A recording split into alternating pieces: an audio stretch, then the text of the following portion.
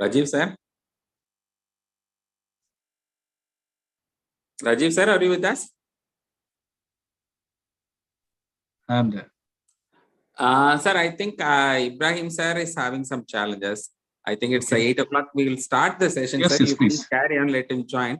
I think we Right. have Professor Ilaya Mandala also from Osmania University. He honestly has come as a guest, but anyway, I've asked him to also start the thing. Let the Yes, please. faculty others join, sir, because it's 8 o'clock. I don't want to Right, delay. right. I think Hitesh is tied up with some RRC work, he said. So let us Okay, wait okay. for the others, but then as it is time, we'll start, sir. Definitely. Sundaranathan, please start your presentation. Yes, sir. Okay, sir.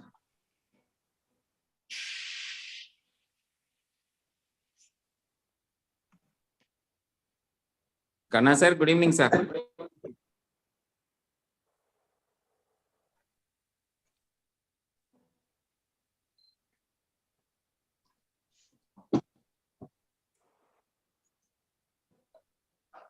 Kanna sir, good evening, Yes, sir. sir. Sir, can you see, sir?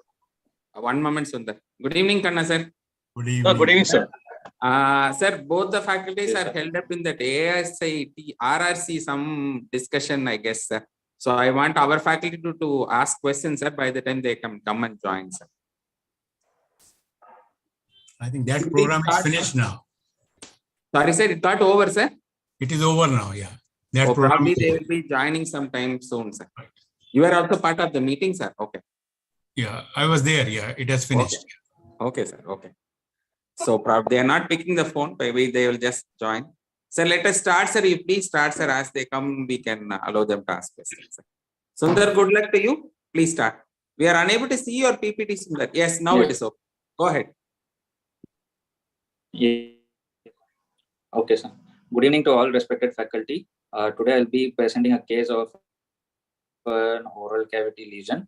So going ahead, a 45-year-old lady, homemaker from Hojai district in Assam, came with chief complaints of ulcer on the tongue for 3 months.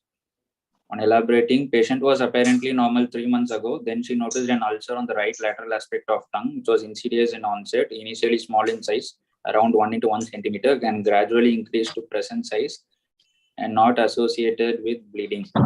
History of pain over the ulcer since 1 month, which was moderate in intensity, pricking type of pain, more while eating and talking, and there was also of radiation to and history of difficulty in speech, history of difficulty in swallowing, history of excessive salivation, and she gave history of chewing tobacco, Tamil plus Ada, which is somewhat similar to quid. For last 15 years, she chews 2 to 3 times daily, but she doesn't do overnight quid placement in her gingivobuccal sulcus. No history of high-risk behavior, no history of sharp tooth or trauma or use of dentures, no history of loosening of tooth, no history of swelling in the neck, no history of white or red patches in the oral cavity as told by the patient, and no history of loss of appetite or weight. Comorbid history, no known comorbidities. Personal history, she is non-vegetarian by diet, normal bowel and bladder habits, normal sleep pattern. Past history, no significant illness or hospitalization in the past. Family history, it's not significant. Drug and allergy history, no known allergy to drugs or food substances. On summarizing, a 45-year-old lady from Hojai district in Assam came with complaints of ulcer on the right lateral aspect of tongue since 3 months, associated with pain, with history of tobacco chewing years, history of difficulty in speech, swallowing, and history of excessive salivation. My case is probably a malignancy involving the right lateral aspect of tongue. Yeah, Dr. Sundar. Let's go back to your first slide, please.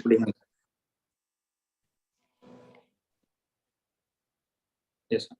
Right. Ulcers on the tongue for 3 months. 45-year-old lady, smoker, on beetle chew. Okay, next slide. Yes. And ulcer not associated with bleeding. Is it possible? If it is associated with pain and mostly it is associated, but I tried to elicit the history from the patient. As far as she told there was no bleeding, sir. Okay. Then pain since 1 month. Why do you think there's pain in this ulcer? What are causes of pain in this ulcer? So it could be a infiltration of the ulcer on the lingual nerve, sir, which gives sensation to the tongue. Okay. What else? And What could be the cause? What are the causes of due pain? to irritation of the ulcer, sir, while chewing and on movement of the tongue. Infection. If there's infection and there's Infection a lot, also, yes, sir. right? These are the causes. Surrounding inflammation. Right. And then radiating to the right ear. So why do you think it's radiating to the right ear? Yes.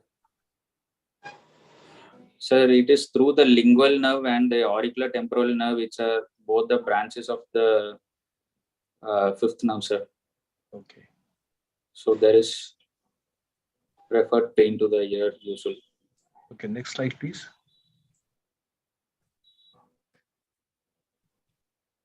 Difficulty in speech. Yes. Why is there difficulty in speech? So usually tongue is required for articulation, sir. So because of the infiltrative growth and maybe restricted movement, she might have difficulty in speech. Okay. And what about excessive salivation? What is the cause of this excessive salivation? So one is due to constant irritation Right. on the minor salivary glands.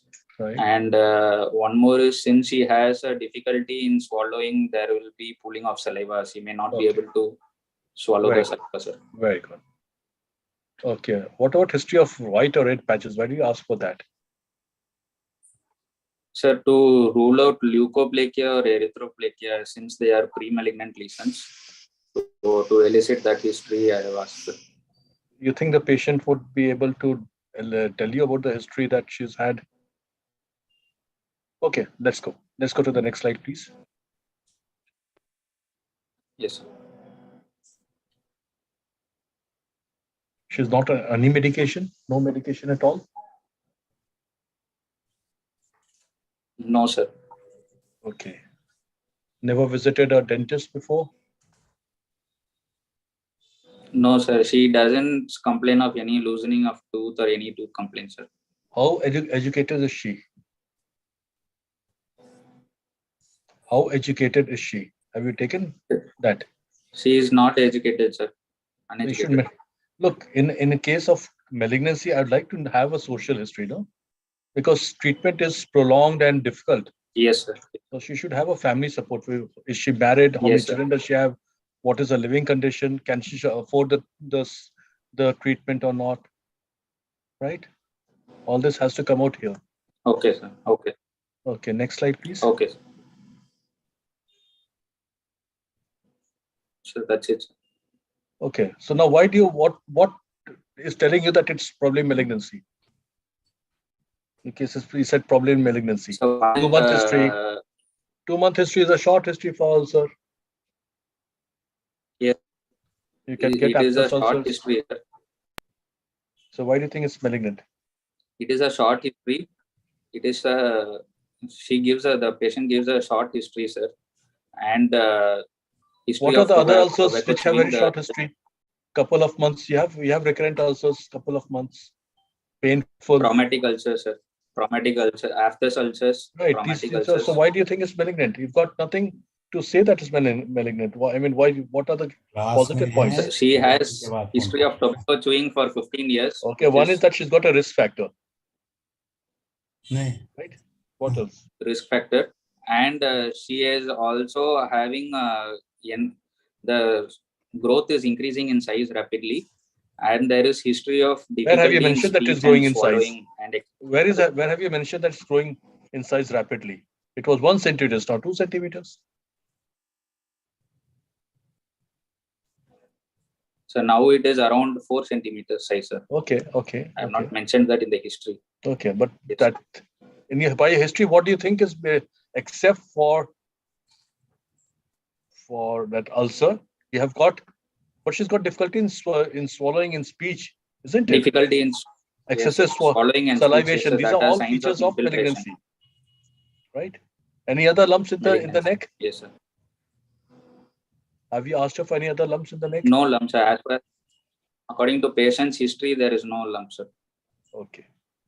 So please, Professor Khanna. Sundar, I'm Dr. Marudhubanian from Madurai. Sir, yes, sir. Good evening, sir. Welcome, sir. Yes. Are you able to make out basal induration in this case? So it's just history. Induration, Yes, sir. are you able It to will make come it in the out? examination, sir. I have just So we finished just it. started on history. Oh, okay. Go ahead. Dr. Sundar, what do you Yes, sir. understand by field cancerization? So field cancerization, where the epithelium of the surrounding the primary lesion which undergoes mutational changes, where there is chances of second primaries or synchronous primaries to arise, sir, which is within 1 centimeter of the primary lesion, sir. Is it? Is field cancerization only within 1 centimeter? So according to WHO criteria, it is 1 centimeter, sir. According to Warren Gates, it is 2 centimeter and within 3 years, sir. No, field cancerization is cancerization all over the, it may be in the oral cavity, it may be the oropharyngeal. All the areas which is pharynx, exposed to the everything risk is factor. exposed to the cancer, isn't it? All those things which are Sorry, there. sir. I told about the second primary in the field. Sorry, sir. Okay. He's asking you field Field cancer. cancer. You're talking about second primaries, and you're quoting your books. So please, Professor Khanna. Okay. Now tell what are the causes of painless ulcers in the oral cavity and the painful ulcers in the oral cavity. Sir, painless ulcer can be due to malignancy, sir. Yes. Can be due to syphilitic chancre also. Yes. And painful ulcers, any infective ulcers, traumatic ulcers. If a patient has a dental abscess ulcer, ulcers, sir. dental ulcer is a painful or painless? Dental ulcer is a painful ulcer or a painless ulcer? Painful, sir. Yeah. It's probably one of the commonest painful ulcer which is there. The Yes, dental ulcer. Yes, sir. Right. Now, can you define the leukoplakia? What is leukoplakia? So leukoplakia is a whitish plaque on the mucosa which cannot be scraped off and cannot be categorized as any other lesion clinically, sir. Okay. You know which are the dangerous leukoplakia which can lead to malignancy? Speckled leukoplakia, sir. Yes. And proliferative varicose leukoplakia, sir. Yes. Anything else? These are more high risk, sir. What about And the also size? leukoerythroplakia is also high risk. And what about the size of the leukoplakia?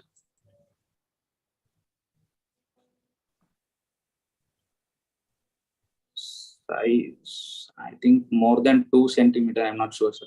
No. I'm not sure, sir. It's 5 millimeters. So do you think is the Okay. erythroplakia more malignant or leukoplakia is more malignant? Erythroplakia has more chances, sir, compared to leukoplakia. How much chance? How many times it is? Sir, leukoplakia has around 4% chances of turning malignant, sir. Erythroplakia has 7 to 10% chances of turning into malignant, sir. When compared to leukoplakia, erythroplakia has got 20 times 20 more times, chance of- 17 to 20. Yeah. Yes, exactly. Yes, sir. Good. Dr. Sundar, can you tell that what are the various types of ulcer in the oral cavity because of syphilis?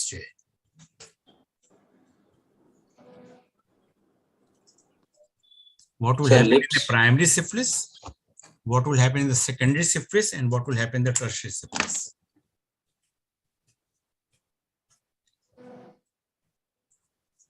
Sir, I'm not sure, sir. I did not revise about it. Primary syphilis will be only involving the lips, while secondary Lips, will be involving yes. the mucosa of the oral cavity, while tertiary will be like a Mucosa. gummatous ulcer, mainly like in the palate. Okay, so all the three types of Palate, syphilis yes, can sir. lead to the various type of ulceration in the oral cavity. Do you know what are the various viruses which are associated with the oral Okay. cancer? What are the various So one is viruses human which are papilloma associated virus, sir. with- Yes. HPV, Yes, human papilloma virus, Epstein-Barr virus, yes, HIV. yes. So if somebody has got the oral cancer because of HPV, Herpetic how it ulcers is also different can from? happen. Herpes also can happen. Sorry, Sir? you're not able to hear? Yes, sir, I am hearing, sir. No, I'm asking what are the basic differences between a HPV associated oral cancer and HPV not associated oral cancer?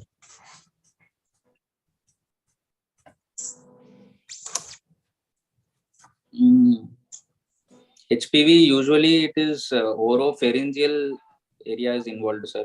Yes, It's more common. yes, Oropharyngeal and nasopharyngeal are more common, sir. yes.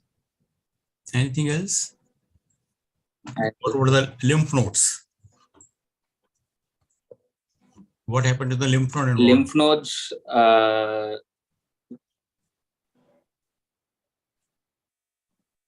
lymph node involvements are larger nodes, sir, in HPV. Yes. That's why staging, there is a changing, sir, difference. Right. Did you mention about opening of the mouth in your patient? You know, you said so many negative things, but did you tell us about the opening of the mouth? History, I did not mention, sir. In examination, I have. No, is it not important? Opening of the mouth Yes, in a sir, it's patient with important, oral sir. cancer? Yes, sir, it's important, Which sir. condition will lead to restricted opening of the mouth? Sir, in pre-malignant lesions, oral submucous fibrosis can cause restricted mouth opening, sir. And in case of tumor, if it is involving the temporomandibular joint or the infratemporal fossa, these lesions can cause trismus, sir. Even the pterygoids, you know, if the pterygoids are also involved. Pterygoids, yes, sir. Yes. Involving the pterygoid plate. Right. Yes, sir. Okay. What is the normal mouth opening in an adult? So it should allow 3-finger breaths. You should be able to insert 3 fingers into the mouth, sir. So Width of 3 fingers. Okay, the finger may differ from you and me. So what is the Then in centimeters? visualization of the soft palate, sir. No, how many centimeters? There's a definite thing. It's in centimeters. 6 centimeters, yes. 4 centimeters. okay? We'll move on to clinical examination, sir.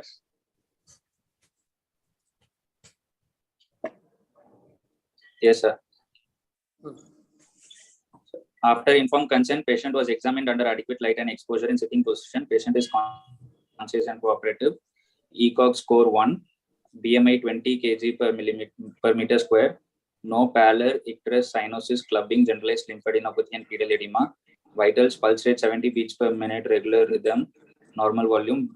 BP 110 by 80 millimeter mercury in right arm supine position. Patient is afebrile and respiratory rate 18 cycles per minute.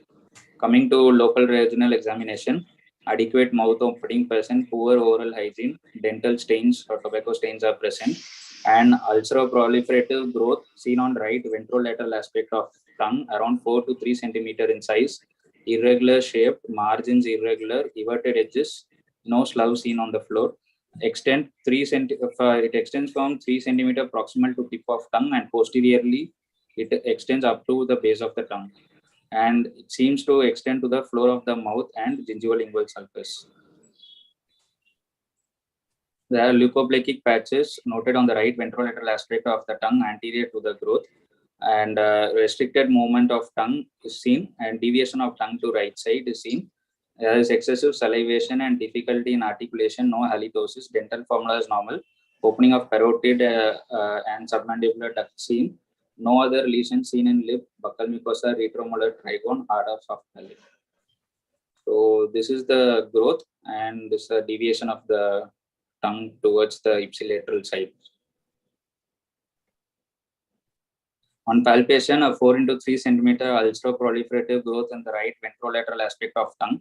Inspection findings are confirmed. Induration felt till midline on dorsal aspect and posteriorly till the base of the tongue. Growth extending to inner, it is also infiltrating the floor of mouth, and growth extending to inner aspect of right hemimandible. Thickening of bone I was not able to assess in that side. And there was the ulcer did not bleed on touch, and retromolar trigone is not involved clinically. 1 into 1 centimeter firm, round and mobile lymph node palpable in level 2 on right side of the neck. Rest of the systemic examination is within normal limits. On summarizing, a 45-year-old lady from Hojai came with complaints of ulcer on the right lateral aspect of tongue since 3 months, associated with pain with history of difficulty in speech, swallowing, and history of excessive salivation. On examination, proliferative growth involving the right ventrolateral aspect of tongue and floor of mouth, induration to midline and base of tongue with restricted movements of tongue and deviation to same side. And there's a suspected mandibular involvement also, sir. Forgot to mention here. 1 into 1 centimeter mobile right level 2 is palpable. Diagnosis: 45-year-old lady with malignancy of right ventrolateral aspect of tongue. Clinical staging T4A, N1 and N0.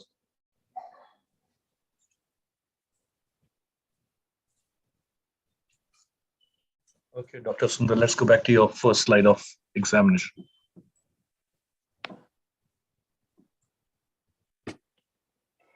Yes. Okay, that's fine. First of all, it's not informed consent. Informed consent is for surgery. For examination, you just take a verbal consent. No. Right. Well, Okay. yes. Next slide, please. Poor oral hygiene and no halitosis. Such a large thing involving the tongue and the gingival label, unlikely. Maybe with poor oral hygiene, unlikely. 4 into 3 centimeter everted edges. Let's see the picture, please. First, let's see the picture. Yes, sir. Not very clear. We can't see the ulcer well. Okay, anyway, yeah, just go back. Yes, sir. It's actually extending posteriorly, sir. Okay. Yeah. Next, can you see the submandibular duct opening normally? Also, normally also you can't. Sir, I could not see clearly, sir, but I could see the salivation. Any significance that about side, that? sir. Any significance if you can see it or not see it?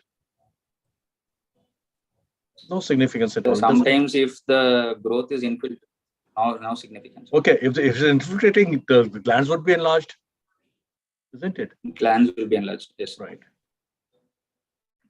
Restricted movement deviation of the tongue to the right side on protrusion, or it's just always lying on the right side. She is not able to protrude completely, sir. Yeah, so that Partially only she is able to. So which is the Yes. muscle which is you for protrusion of the tongue?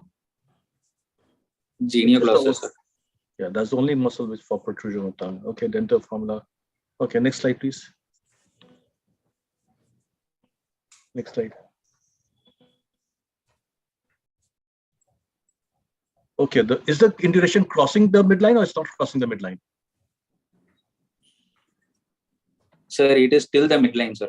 Exactly till the midline, sir. Why is it important to know whether it's crossing the midline or not? Sir, the management plan may change, sir, Okay. and also the resection We'll extent. talk about that later. Okay. How will Right, you sir, make please. out the induration in Yes. carcinoma tongue? Will you ask the patient to put out the tongue outside, or how will you make out the induration? No, nasal sir. induration? Keep the tongue within the oral cavity and then palpate. Excellent. Yes. Keep the tongue within the oral cavity and Yes, yes, exactly. You're right. Okay. Then tell me, why do you say it is carcinoma tongue? Summarizing all findings. yes, sir. Right from history, points in history and examination. Hmm. From history, a patient has a ulcerative growth of short duration, which is rapidly progressing in size, associated with a significant history of tobacco chewing for 15 years. And there is also a history of difficulty in speech, swallowing, and excess salivation. On examination, there is a ulceroproliferative growth involving the lateral aspect of the tongue, which is involving also the floor of the mouth and extending up to the inner aspect of the mandible. And induration is extending beyond the growth till the midline of the tongue and also till the base of the tongue posteriorly. And there is also a level 2 lymph node palpable, sir. So these findings are favorable of malignancy, sir. Everted edges also. You said everted edges. Everted edges, yes. It's a point Everted for edges, sir. malignancy. Yes. For malignancy, yes. Yes. What will you do for her?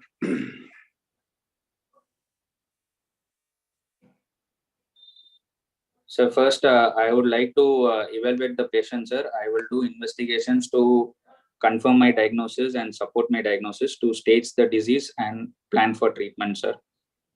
So to confirm my diagnosis, I will do a punch biopsy from the edge of the ulcerative growth, sir. And Why from the I edge will of the do ulcer?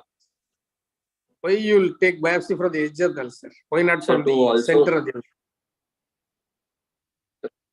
proliferative activity is maximum on the edge, sir. And also Yes. we should include a little normal mucosa also to differentiate the invasiveness, sir.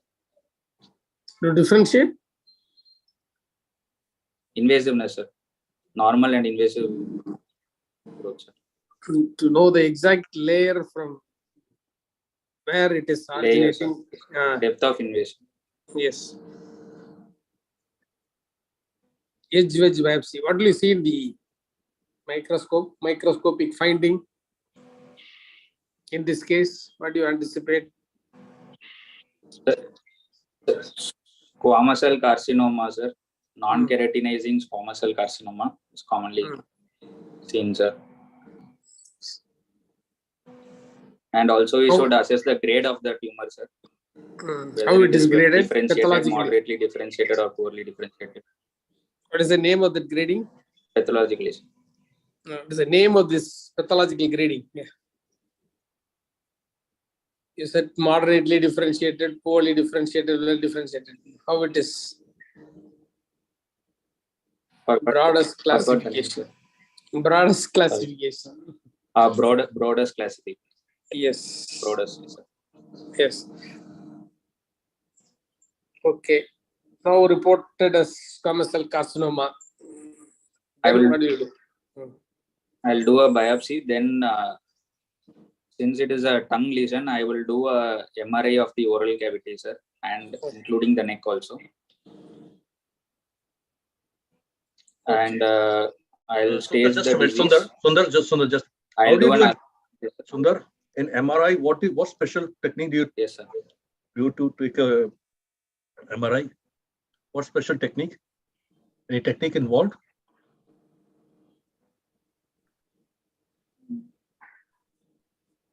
While doing an MRI, Yes, sir. will you do an MRI or a CT scan?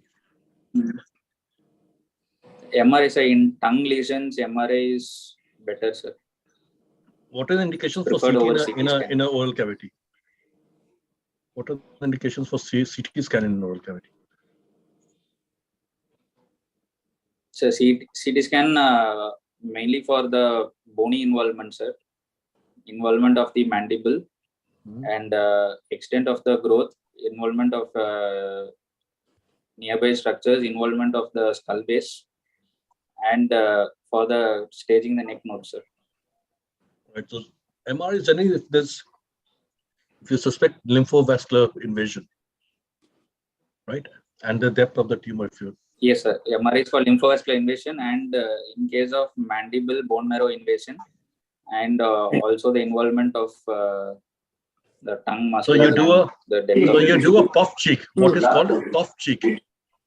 You have to do a puff cheek. Sorry. It is called a puffed Sorry, I'm cheek. not able to. Right. It is called a puffed cheek CT scan or an MRI. Right? Okay. Okay, sir. Okay. Sir. Then what other investigation will you do?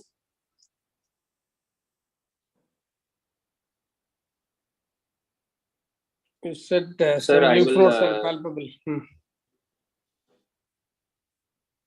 Lymph node, I'll do an ultrasound next, sir, to stage the lymph nodes, or then I can do a CT scan to see the mandibular involvement and then nodes together.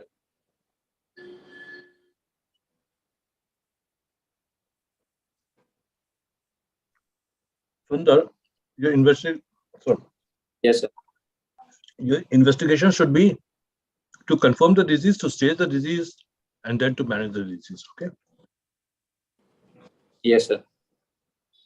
Now say. Sir, to stage the disease, I will do MRI. First, confirm for the the tongue disease. lesion, sir. First, confirm your diagnosis. Confirmation, I will do the biopsy, sir. What kind of biopsy? I'll do the edge wedge biopsy. Why do you want? I'll do an edge wedge biopsy, sir. Why do you want an edge biopsy? Why not right from the center? Sir, edge has maximum proliferative cells, sir. So that is the maximum proliferative activity is present in the edge. So that will give a any other reason? Picture, sir. Any other reason? That's one. Any other reason? And center has necrosis, so we won't get That's a yield right. there. So it just shows the picture. Yes. Where we'll take the biopsy from. Just shows the picture.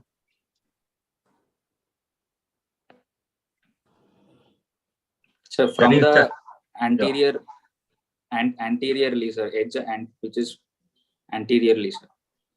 What about superior, inferior? Sir? What about superior, inferior? Can you take a punch biopsy? Can you take a punch biopsy? Yes, sir, I can do a punch biopsy. Okay. So what do you want to look in the biopsy now? The biopsy, I would like to look for the type of the tumor, sir, type of the carcinoma, and depth of invasion, whether it is, and the grade of the tumor, and if there is any lymphovascular invasion. So what is characteristic of a squamous cell carcinoma on biopsy?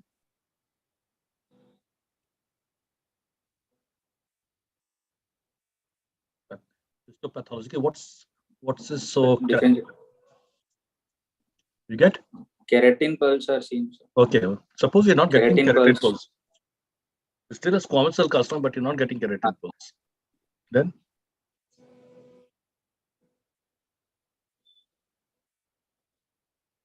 Then it's a high-grade tumor. Right? Yes, sir. High grade. Okay. Poorly differentiated. And what about the lymph nodes? Do you think they are secondary or they are because of infection?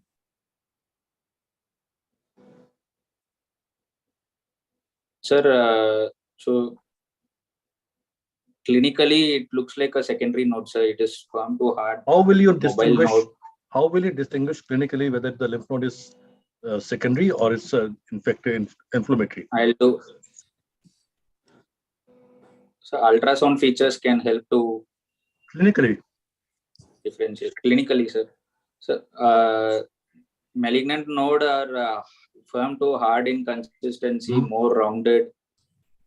They may be mobile. They'll be mobile or fixed, sir. and they'll be discrete. Inflammatory lymph nodes, they are Discrete. Yes. they get attached They to may be surrounding matted. structures. They get attached to the surrounding structures. Yes, sir. So suppose the inflammatory lymph nodes, then what will you do? You can't make out whether they're inflammatory or they are secondaries. Then what do you do?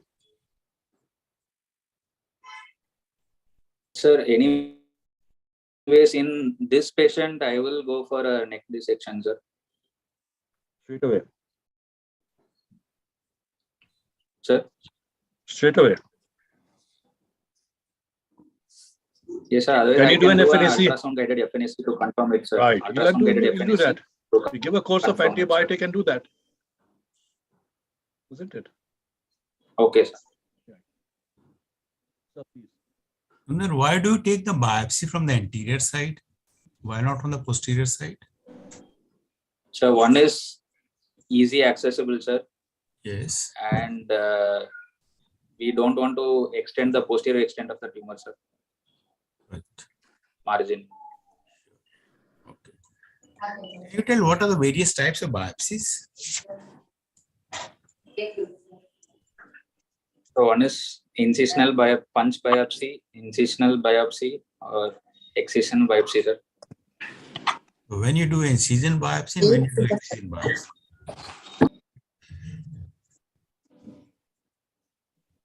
Incision biopsy when it is a large lesion, when we just need to take a part of tissue for confirmation, we do incisional biopsy. Excision biopsy? When you can do excision biopsy?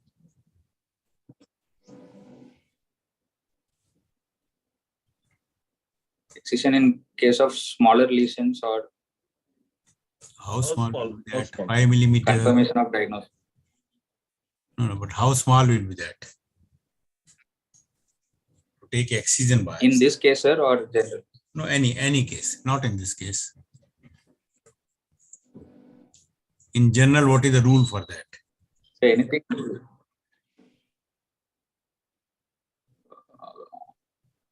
Less than 3 centimeters. Less than 3 centimeters. Okay, sir. So there you can go for excision biopsy. Okay. What is liquid Yes, sir. biopsy?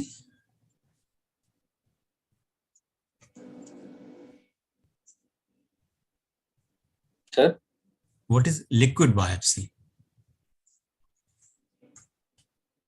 liquid biopsy.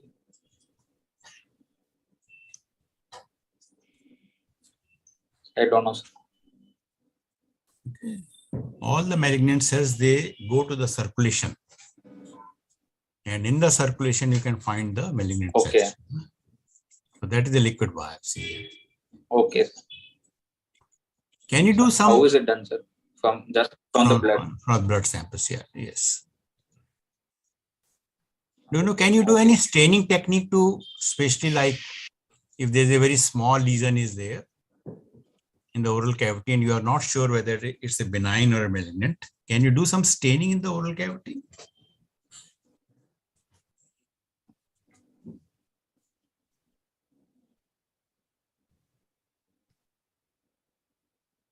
Staining with supravital staining. Yes, supravital staining. Methylene Yeah. blue staining.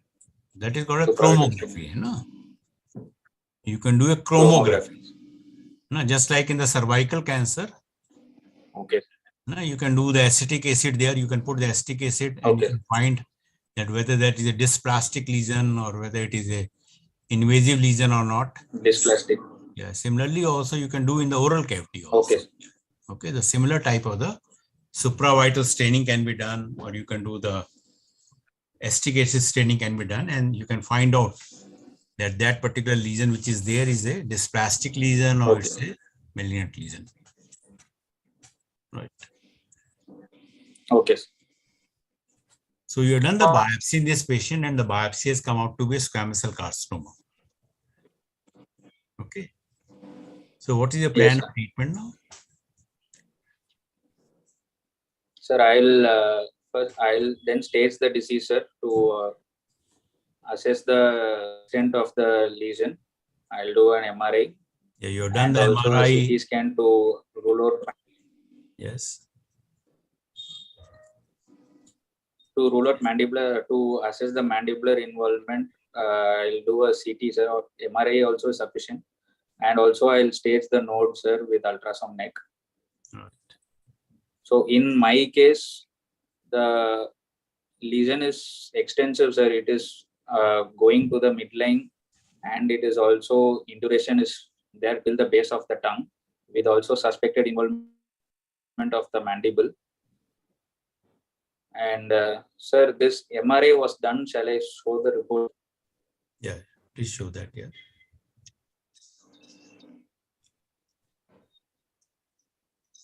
So MRI is actually involving the anterior two-third and as well as the base of tongue, and floor of mouth and retromolar trigone is also involved. And there are multiple lymph nodes in bilateral level 1B and 2, sir. Bilateral. So in this case, yes, sir, bilateral lymph nodes, sir. Right.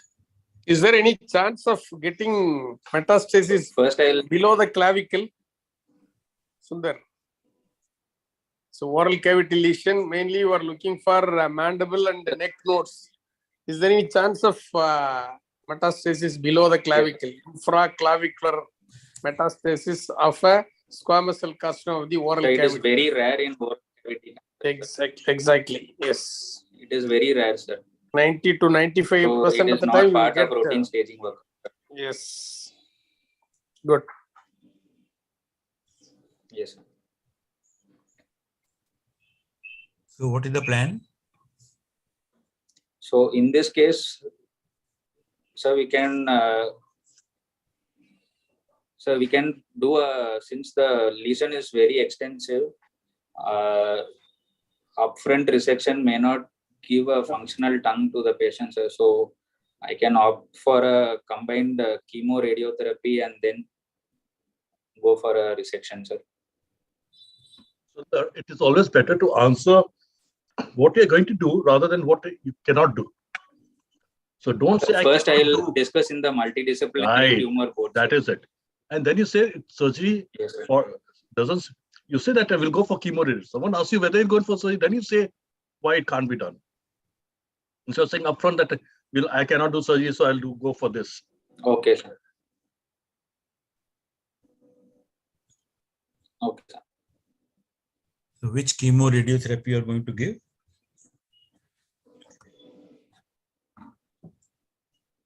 Sir, first we'll give a chemotherapy cisplatin based chemo, sir.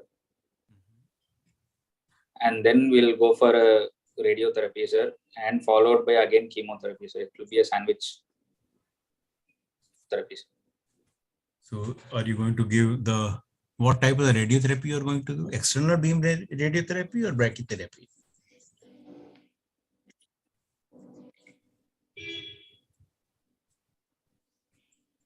External beam, sir. In the tongue lesion, can you give the brachytherapy also? Yes, I can give a brachytherapy also, sir. But what is the problem here? If you give the brachytherapy in this patient?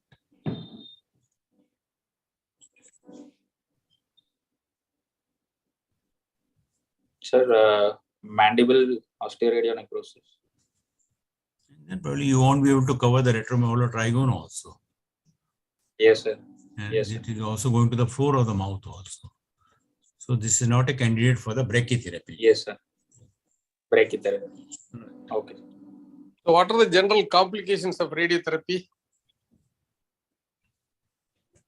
So one is it can cause osteoradionecrosis of the mandible. So common now. Sir? Is it so common now getting osteoradionecrosis? Previously it was there because of this fractionation technique and all, the incidence is getting, yeah. Now it is less. Yes. Any other complications of radiotherapy? It can cause salivary glands can be affected, xerostomia. Mm. Dissection can become difficult, sir, later. Yes. When you're giving the And radiotherapy in the oral cavity, the patient can commonest go complication to is hypothyroid state also. What about the secretions, Fibrosis. saliva and all? The oral cavity. Xerostomia, sir. Yeah. that is the commonest complication, Yes. xerostomia. Xerostomia, sir. Yes. First I told that, sir. Yes. Very rarely development of second malignancy. Rarely second malignancy. Patient, if neck radiation, they can go for hypothyroidism also, sir, sometimes. Okay. Okay. What is the treatment of the xerostomia? How do you treat the xerostomia? Sir, frequent drinking of water. Artificial agent, sir. Yes, artificial saliva is there. Okay, artificial Yes, sir. saliva comes in the market. No? So you have to give the artificial saliva to the patient. Yes, sir. Yes. Now, what is the complication of the carboplatins?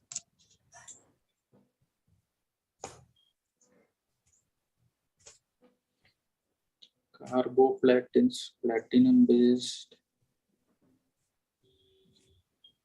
Cardiotoxicity, sir. Not sure. Cardio use is not a very common. Which antibiotic cancer drug, anti-cancer drug causes the cardiotoxicity?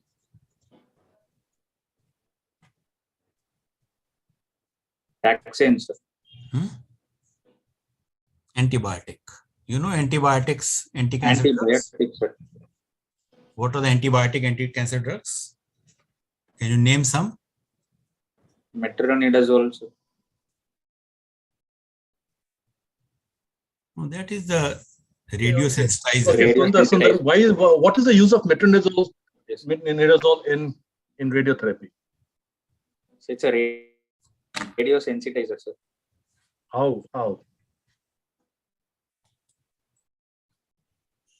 Sensitizes the not Yeah, sure of the mechanism. How does it sensitize? Sensitizes the cells. Sensitize the tumor cells to be How? a bit to radio. How? Cell cycle alterates. Oh, no. Shifts the cells. Amount of oxygen. These cancer cells are deep seated. Yes, sir. Amount of They're oxygen. devoid of oxygen. RT acts best when Yes. the well oxygenated cells. Oxygen is Right. That's how. yes. Okay. Then you did not tell which are the antibiotics, anti-cancer drugs.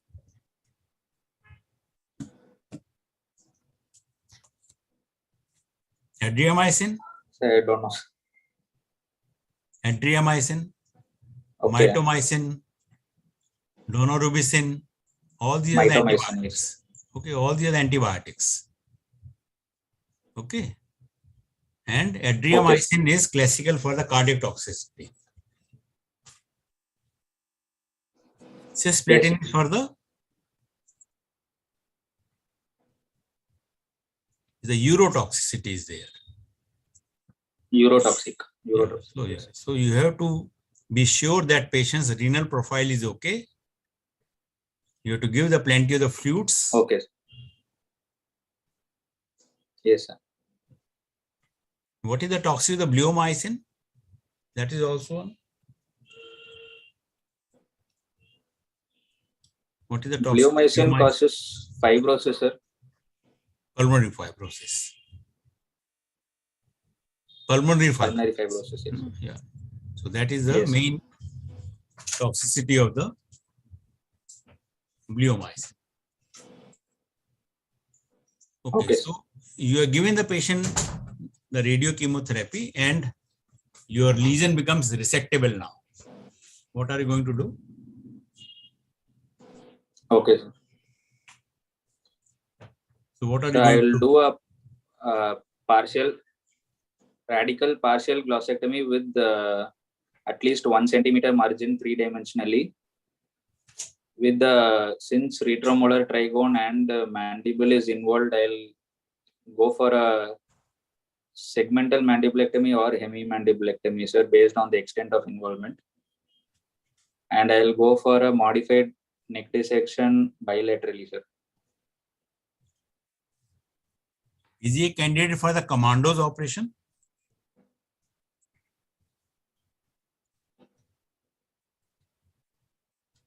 Yes, sir. Commando can be done, sir.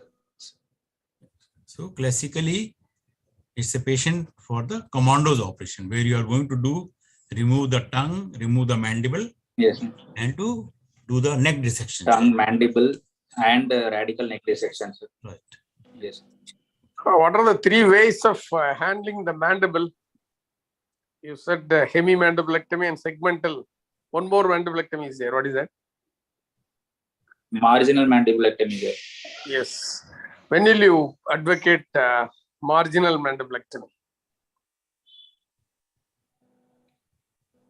Sir, one is when the tumor is within reaching within 1 centimeter of the mandible. When we resect the mandible, we should be able to give at least 1 centimeter height of the mandible, sir. In that cases, and we should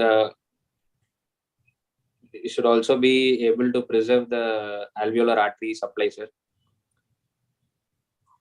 So tumor just abutting on the periosteum, you can plan marginal. Just Otherwise, abutting you the have to go periosteum, for- not Yeah. involving the cortex. Yeah. If it Yes, is involving the cortex, and you may plan for segmental. How will you bridge the gap after doing Segmental. segmental mandibulectomy? So free fibular flap can be done, sir. Sundar, before that, what is the difference, basic difference between a segmental mandibulectomy and a segmental mandibulectomy, marginal and segmental? What is the basic difference between marginal So and segmental? segmental full thickness of the part of the mandible is dissected, sir. Right. And marginal? Marginal, it's only one layer of the mandible is removed, Right. sir. So in segmental, you'll need some processes, some form of processes to support the jaw. Yes, sir. Okay, Yes, you sir. said a commando operation. What is the full form of commando? What does commando mean? Why is it called commando?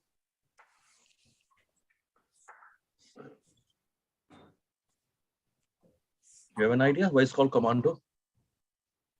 Composite resection and neck dissection, sir. Combined mandibulectomy. Combined mandibulectomy and neck dissection. Yes. Okay. Right, go on, answer sir's question. What neck dissection you will plan if the nodes are positive for secondary deposit? What is the neck dissection? So here, both sides it is involved, Hmm. sir. Here bilaterally. Okay. So I will go for a bilateral modified neck dissection, sir. What If is I the am going extent to of do a modified? microvascular flap technique, I will do MNT type 2. What is it? The borders, boundaries of. So modified radical neck dissection level. So, level 1 to 5 lymph nodes are removed along with the Okay. submandibular gland. And I am along with asking for the boundaries from, of type 1 MRND. spinal accessory nerve. Boundaries of MRND. Superiorly Boundaries. mandible, inferiorly Boundaries clavicle. superiorly till the lower border of the mandible, sir. Inferiorly clavicle, posterior border of sternocleidomastoid. Posteriorly? And anteriorly till the Posteriorly, what is the border? posterior border of sternocleidomastoid, sir. Is it? Then you won't remove the. Posterior border of sternocleidomastoid. No. Anterior border of trapezius. Up to that, you must go.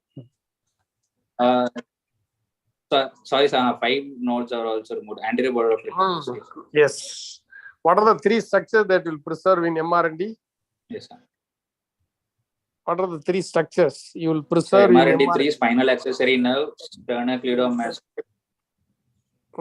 So spinal accessory nerve, sternocleidomastoid, and the internal jugular vein, sir.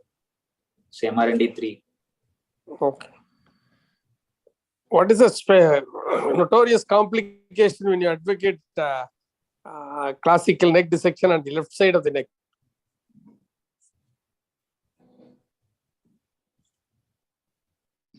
On the left side, sir. Which is notorious only on the left side, not on the right Carotid. side. No, specifically on the left side, I'm asking. Sorry, left side. Yes, sir. Skylic thoracic duct injury, sir. Yes. Well, how will you manage chylus leak post-operatively? So post-operatively, intraoperatively, we can find out we like it. Otherwise, post-operatively, Is it so easy to we'll find out? manage conservatively, sir. Is it Not so easy, easy? sir. Not easy. Because of this watery fluid, you can't So differentiate. Yes, sir. We'll restrict the oral intake. We'll reduce the carbohydrate and fatty food. Give medium chain fatty acid diet, and monitor the chyle leak. If it is, and have to keep the patient in upright posture. If the leak is not subsiding, if it is more persisting more than 500 ml per day, then we should intervene, sir. Yes. So you more than 500 ml, you call it as high output fistula, but less than that, High output low fistula. output. Yeah. So there is high output fistula. Even after 3 weeks of your conservative line of management, it's not settling down. What will you do? Yes, sir. Have to go for operative ligation, sir. Yeah. Re-explore. If you are able to identify the Explore and injuries, you can ligate it. If it is not identifiable, what will you do? We have to go in the thorax and ligate, sir. So mass ligation at the site of entry into the neck, right? Keeping some oxytetracycline soaked plugets over the leak site. You can do a mass ligation. Okay. Okay. Sundar, you said that in type 3 MRND, you preserve the three major structures, the muscle, the vein, and the nerve. Any other type of neck dissection where you have to preserve the three? Functional neck dissection, sir. The term is not there anymore. It's called supraomoid. Okay. Supraomoid. Yes, sir. Right. Okay. And what is the then type 2? Staging dissection. Right. What is type 2 MRND then? Sir, type 2. Right. Type 2 spinal accessory nerve and IJV are preserved, sir. Okay. Spinal accessory and IJV, sir. Jugular. In type 2. Okay. And type 1 only spinal accessories. Right. No, so in type 2, it is spinal accessory and sternocleidomastoid. Right? IJV is sacrificed. Okay. Right. And in type 3 and 4, it is type 3 and supraomoid, you excise the submandibular gland also. Yes, sir. Right. Okay. So suppose patient has got minimal trismus, but lesion is operable. How will you approach the oral cavity? Okay.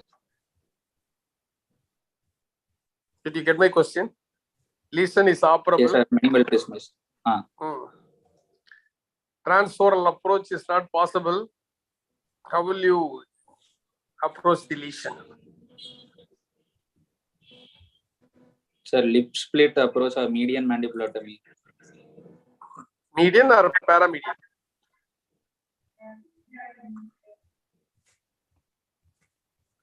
You are right. Mandibulotomy, right?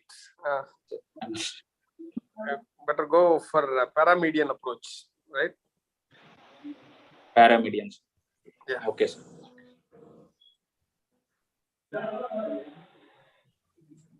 Sir, any other Yes. questions?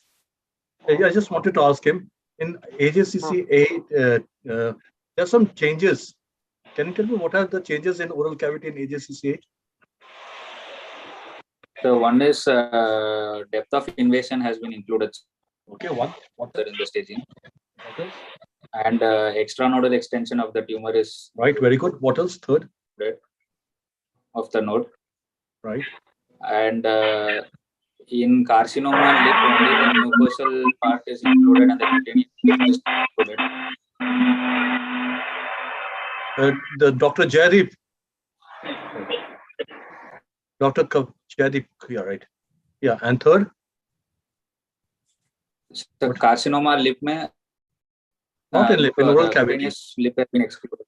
Oral cavity. No. T0 has been removed from. There is separate staging for HPV tumors, sir. HPV related and because non-HPV related. Because oral, they say that nasopharyngeal carcinomas are more common because of HPV, right? HPV, yes, sir. Right. So they Yes, removed T0 because they say that nothing called T0 there in oral cavity. Yes, sir. Okay. Yes. That's it. So any questions, sir, Professor Khanna? Sundar, Sir. Sometimes there's a carotid blowout is there. Have you heard that term? Yes, sir. After the neck dissection? Yes, sir. So what are the various ways to prevent the carotid blowout? So one, if sternocleidomastoid is available, we can cover with that. Okay. Or we can use levator scapulae to give a cover, sir. Good. How will you plan your flap?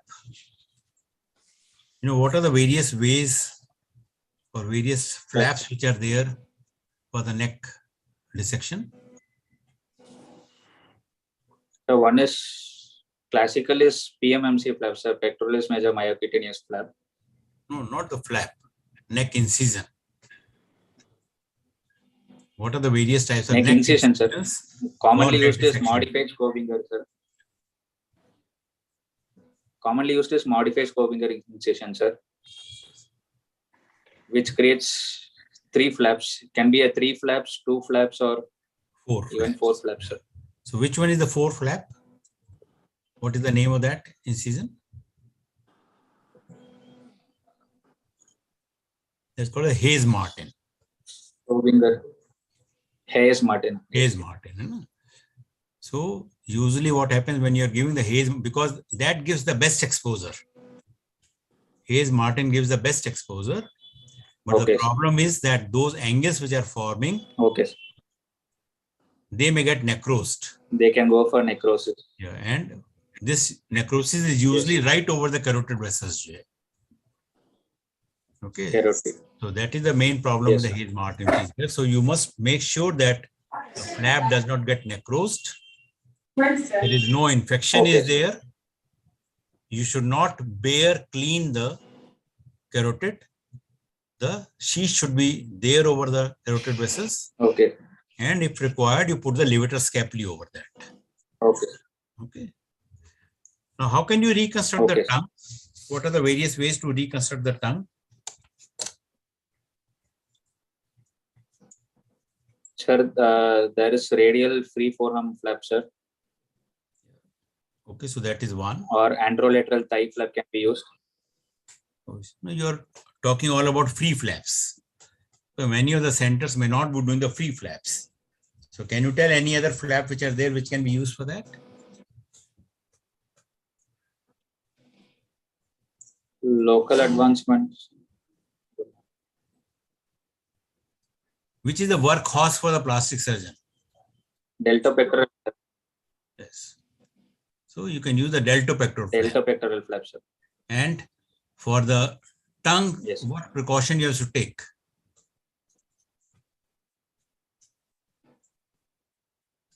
At least one side hypoglossal nerve should be preserved. No, when you are taking this flap, you must make sure that you are taking the skin which is without the hairs. Okay. And if you look your own without the hair. shoulder, Otherwise, hair growth will be. yeah, if you look at your own shoulder, you will find that there is some places there where there are no hairs grown. All surrounding will be having the hairs, but there will be no hair in that area. So you have to take that particular skin for the Yes, sir. reconstruction of the tongue, you know, so that the hair doesn't go inside the oral cavity. Okay, sir. Okay. Okay, sir. Dr. Kanagavel? Um, should we ask the candidate to, if he has any doubts, he can ask, sir. Otherwise, we move to the next case, sir. Right.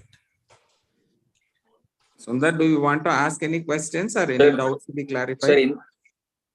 Sir, in this case, can we go for an upfront surgery, sir?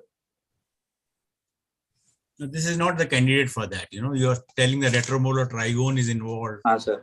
mandible is involved, floor of the mouth is involved, base of the tongue is involved. Okay, so probably this is not the Involvement of the floor of the mouth is an absolute contraindication. You can't straight away go for surgery in this case. Okay, sir. Sundar, anyway, you have done excellently well. Yes, sir. Congrats. Thank you, sir. Good. After a long time. He's giving exams next month, sir. Thank you, sir. So good luck, Dr. Sundar. Dr. Vignesh, are you there? Yes, sir. I'm There here. is my former HOD, sir. Sorry, Sundar. Told something Sir is my former HOD, sir. I did my house agency in his unit only. in Madurai. Yeah. He's my student, Kanavel sir. World is so small. Guwahati and Madurai is no Now he's in Guwahati. Yes, sir. I He is in Muslim. Downtown Hospital, Guwahati. Yeah. Very nice. Vignesh, you please start your PowerPoint, Vignesh.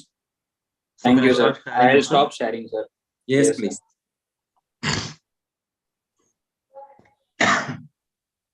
Good luck to you, Vignesh. Please introduce yourself, your unit chief, your head of Yes. the department, and start your presentation. Yes, sir. Can I start sharing it, sir? Why not, please?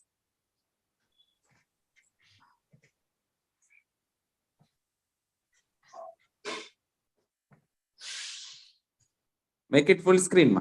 Yes, sir. Yes. Yes.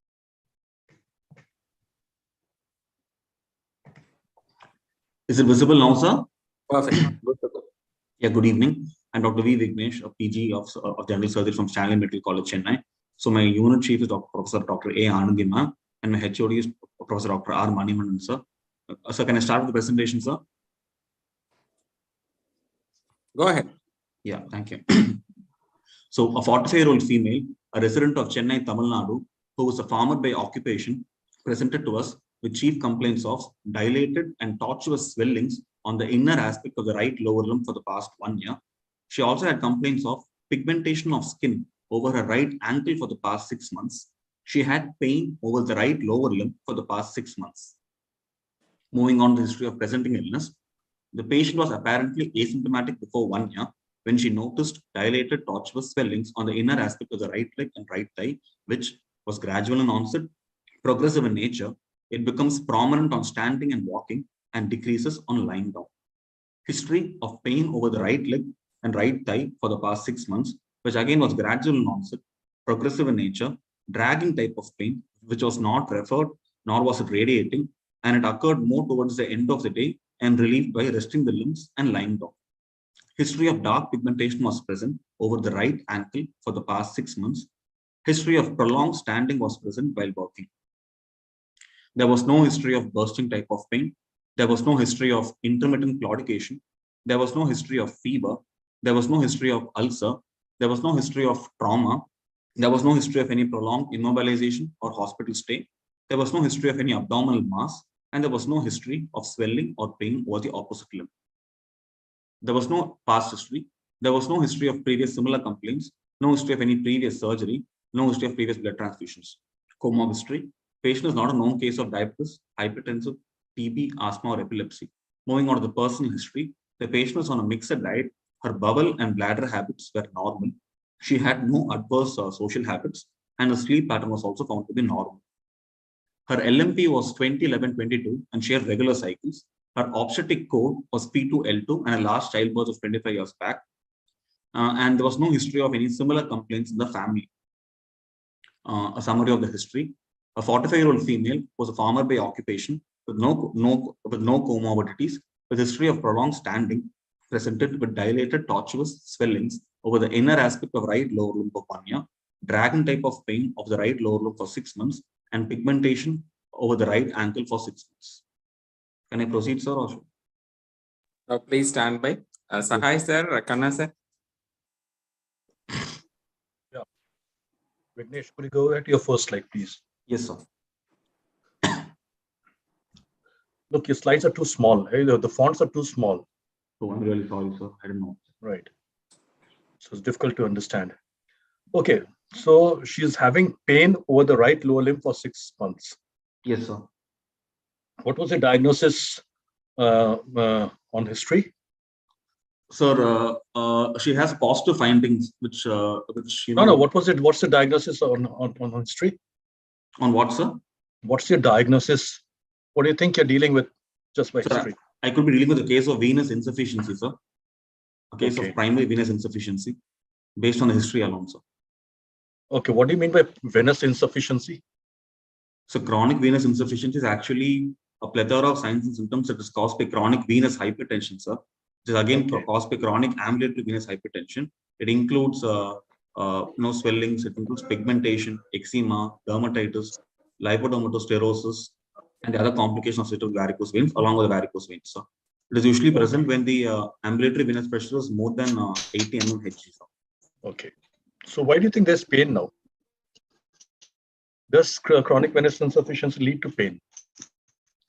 So over the course of time, yes, it does lead to pain because of the chronic venous, because of the stasis, which then causes venous hypertension. Pain is expected in case of chronic venous insufficiency. No.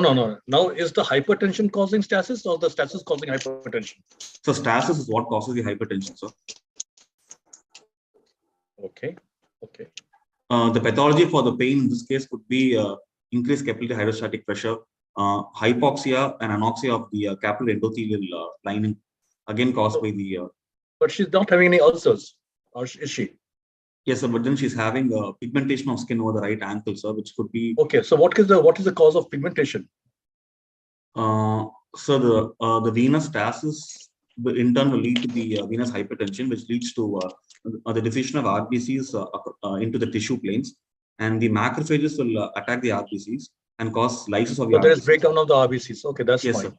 Sir. So what is the what is the typical shape of the limb in CVI? So the typical shape would be an inverted champagne bottle appearance, sir. Why is that? So this can be explained by the term called lipodermatosclerosis, sir. There is narrowing and contraction of the skin and subcutaneous tissue around the ankle joint. So there is fibrosis. There's fibrosis and sclerosis, sir. Hypodermatosclerosis is just a term for the change in color. Yes, sclerosis means fibrosis. Okay, next slide, please. History of presenting illness. Pain in right leg and right thigh for 6 months. Yes, sir. Okay, history of dark pigmentation, prolonged standing. Okay, next slide, please. Okay, what is venous claudication then? You said no history of intermittent claudication. What is venous claudication? So venous claudication is claudication means pain on walking, sir. So the pain that occurs on walking in case of venous disease is venous claudication. But unlike arterial claudication, there is no actual claudication distance in venous claudication, sir. So how will you distinguish by history whether it's arterial or venous? So simply put, a case of if a patient is having arterial claudication, elevation of the limbs is going to worsen or aggravate the pain, sir. Whereas in case of venous claudication, elevation of the limbs is going to cause relief of pain, sir. Okay. So in arterial, there's a period of pain. They take rest, even with the limb lying in the dependent position, and the pain goes away. Yes, sir. In venous, the pain will go away only when the limb is raised. Yes, sir. Above the level of the heart. Yes, sir.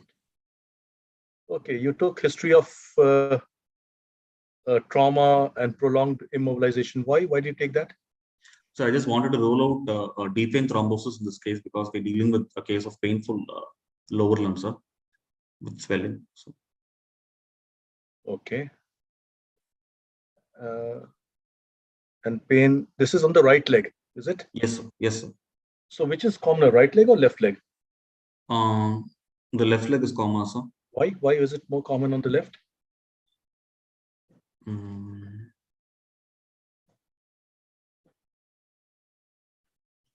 What is May-Turner? So May-Turner syndrome is a compression of the right external iliac artery on the left external iliac vein, causing left external. No. Hang on. Get your veins and arteries going. May-Turner syndrome is the compression of the right common iliac artery on the left common iliac vein. Right common iliac artery is getting compressed. No, right common iliac artery is compressing the left common iliac vein, sir. Right. Thereby causing left common iliac vein. Better when if you say that the left common iliac vein is being compressed by the right common iliac artery, because it's got to cross underneath to reach the IVC on the right side. Okay.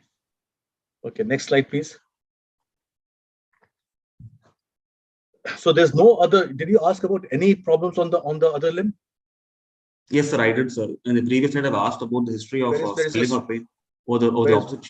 She had no history, so just of any pain or swelling with the opposite limb, sir. Okay, I think it would be more if it would be more specific. Ask if there's any problem on the left limb. She could be having an ulcer, for all you know. In history, you don't know. Yeah, I'm sorry, sir. Okay, sir. Okay, next slide, please. Does she have any problem in moving? Is her gait normal? Her gait is normal, sir. She's got no problem in moving around in day-to-day work. No, sir. She can carry out her activity normally. Yes, sir. Okay. Next slide. Okay. Next. Okay. Can you tell me a congenital form of varicose veins? So we do have two syndromes that come into the ambit of congenital anomalies. So we have the Parker-Webb syndrome, and we have the Klippel-Trenaunay syndrome. So. Okay, KTS. Right. Good. Okay. Can we go to the examination, sir? Yes, sir. Karnakaran, sir, any other faculty, do you have any questions, sir? I could see Lakshman Prasad, sir. Lakshman Prasad, sir, welcome. I think if there are no questions, please carry on, Sahai, sir. Kanna, sir, do you have any questions, sir? Okay. Vignesh, yes, sir. Examination, please. Okay, sir. So general examination. Can I ask sir, 1 second. Yes, sir, please, sir, please. Kanna, sir, please. You know what is nutcracker syndrome? Nutcracker syndrome is the compression of the left renal vein, sir. Yes. By the between supramesenteric artery and the aorta. Okay. So what happens in that? Which in turn leads to left renal vein thrombosis, sir, in some cases, which could be a cause of secondary varicoses. Any patient with nutcracker syndrome may have the varicose veins? I'm not sure, sir, because it involves the left renal vein. So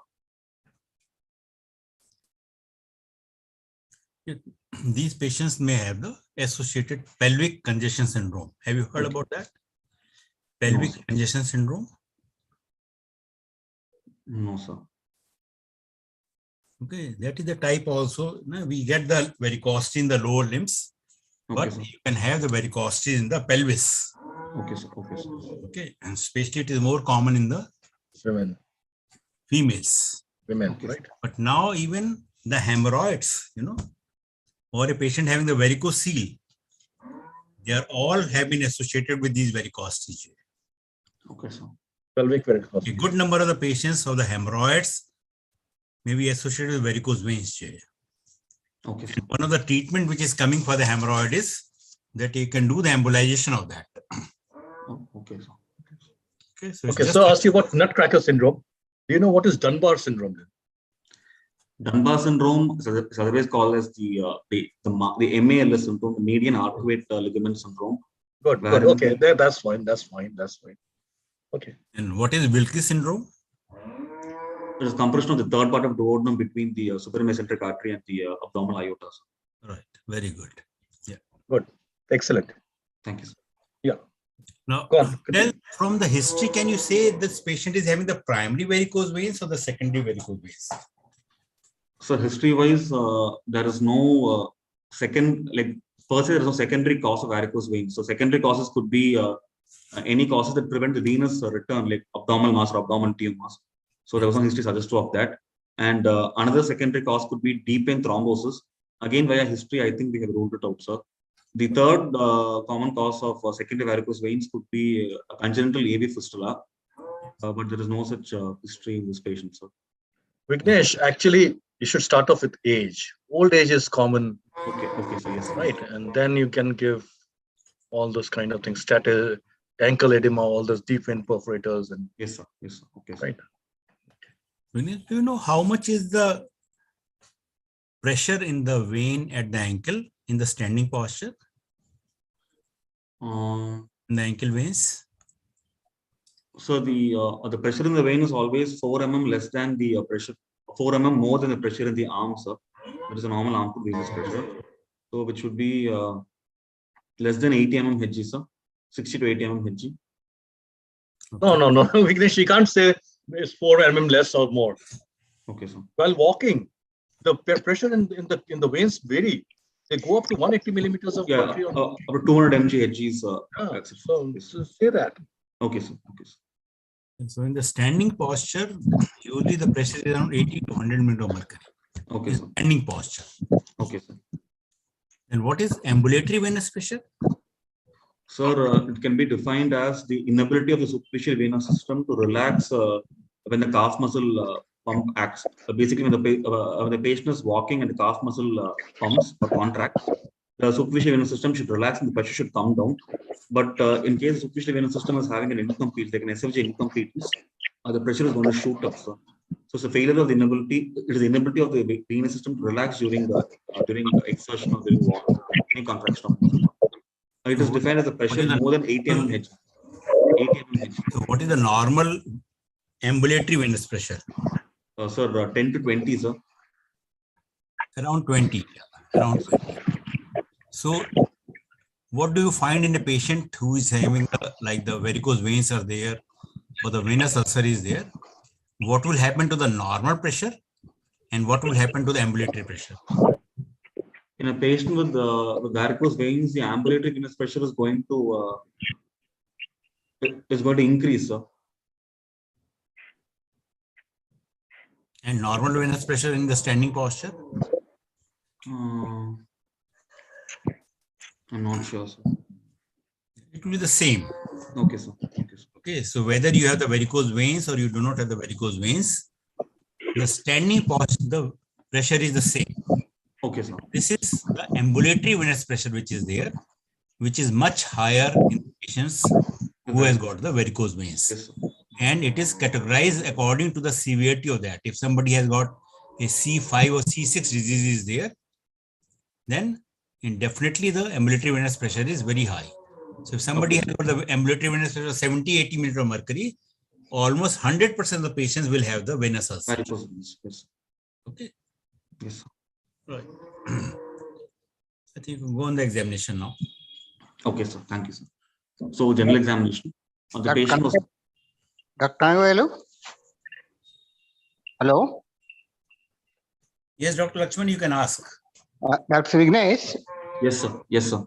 post-cardiac, I think it's not necessary to say swellings. You can straight away say prominent veins.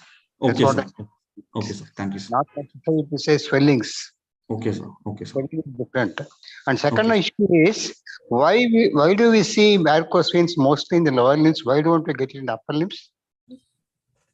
So because we have a lot of powerful contracting muscles with the surrounding deep fascia and in case of lower limbs, and most of the time we, as humans, we are always standing, sir. No. That's not the real answer. That's not What's the right answer? okay. You can, In lower limb, how's the venous system different in lower limb from the upper limb? So I guess we have superficial and we have deep venous system running parallel to each other, sir, with perforators connecting the two. Right, because there's mechanism to return the blood from the lower limbs. Yes, It's sir. different from what the mechanism is required for upper limb, Yes, yes. isn't it? So Okay, that's sir. why. Okay, sir. 90% of the blood returns through the deep veins in the lower limbs. Okay, Upper limb, 90% goes back to the superficial veins. So the Okay, question sir. of walls, it doesn't arise in upper limb. That's why it's apart from the gravity. Okay, sir. Okay, sir. Yes, do you know what is the direction of the flow in the lower limb? So it's Direction of always flow from superficial to the deep system, sir, through the perforators and all over the limb, all over the lower limb.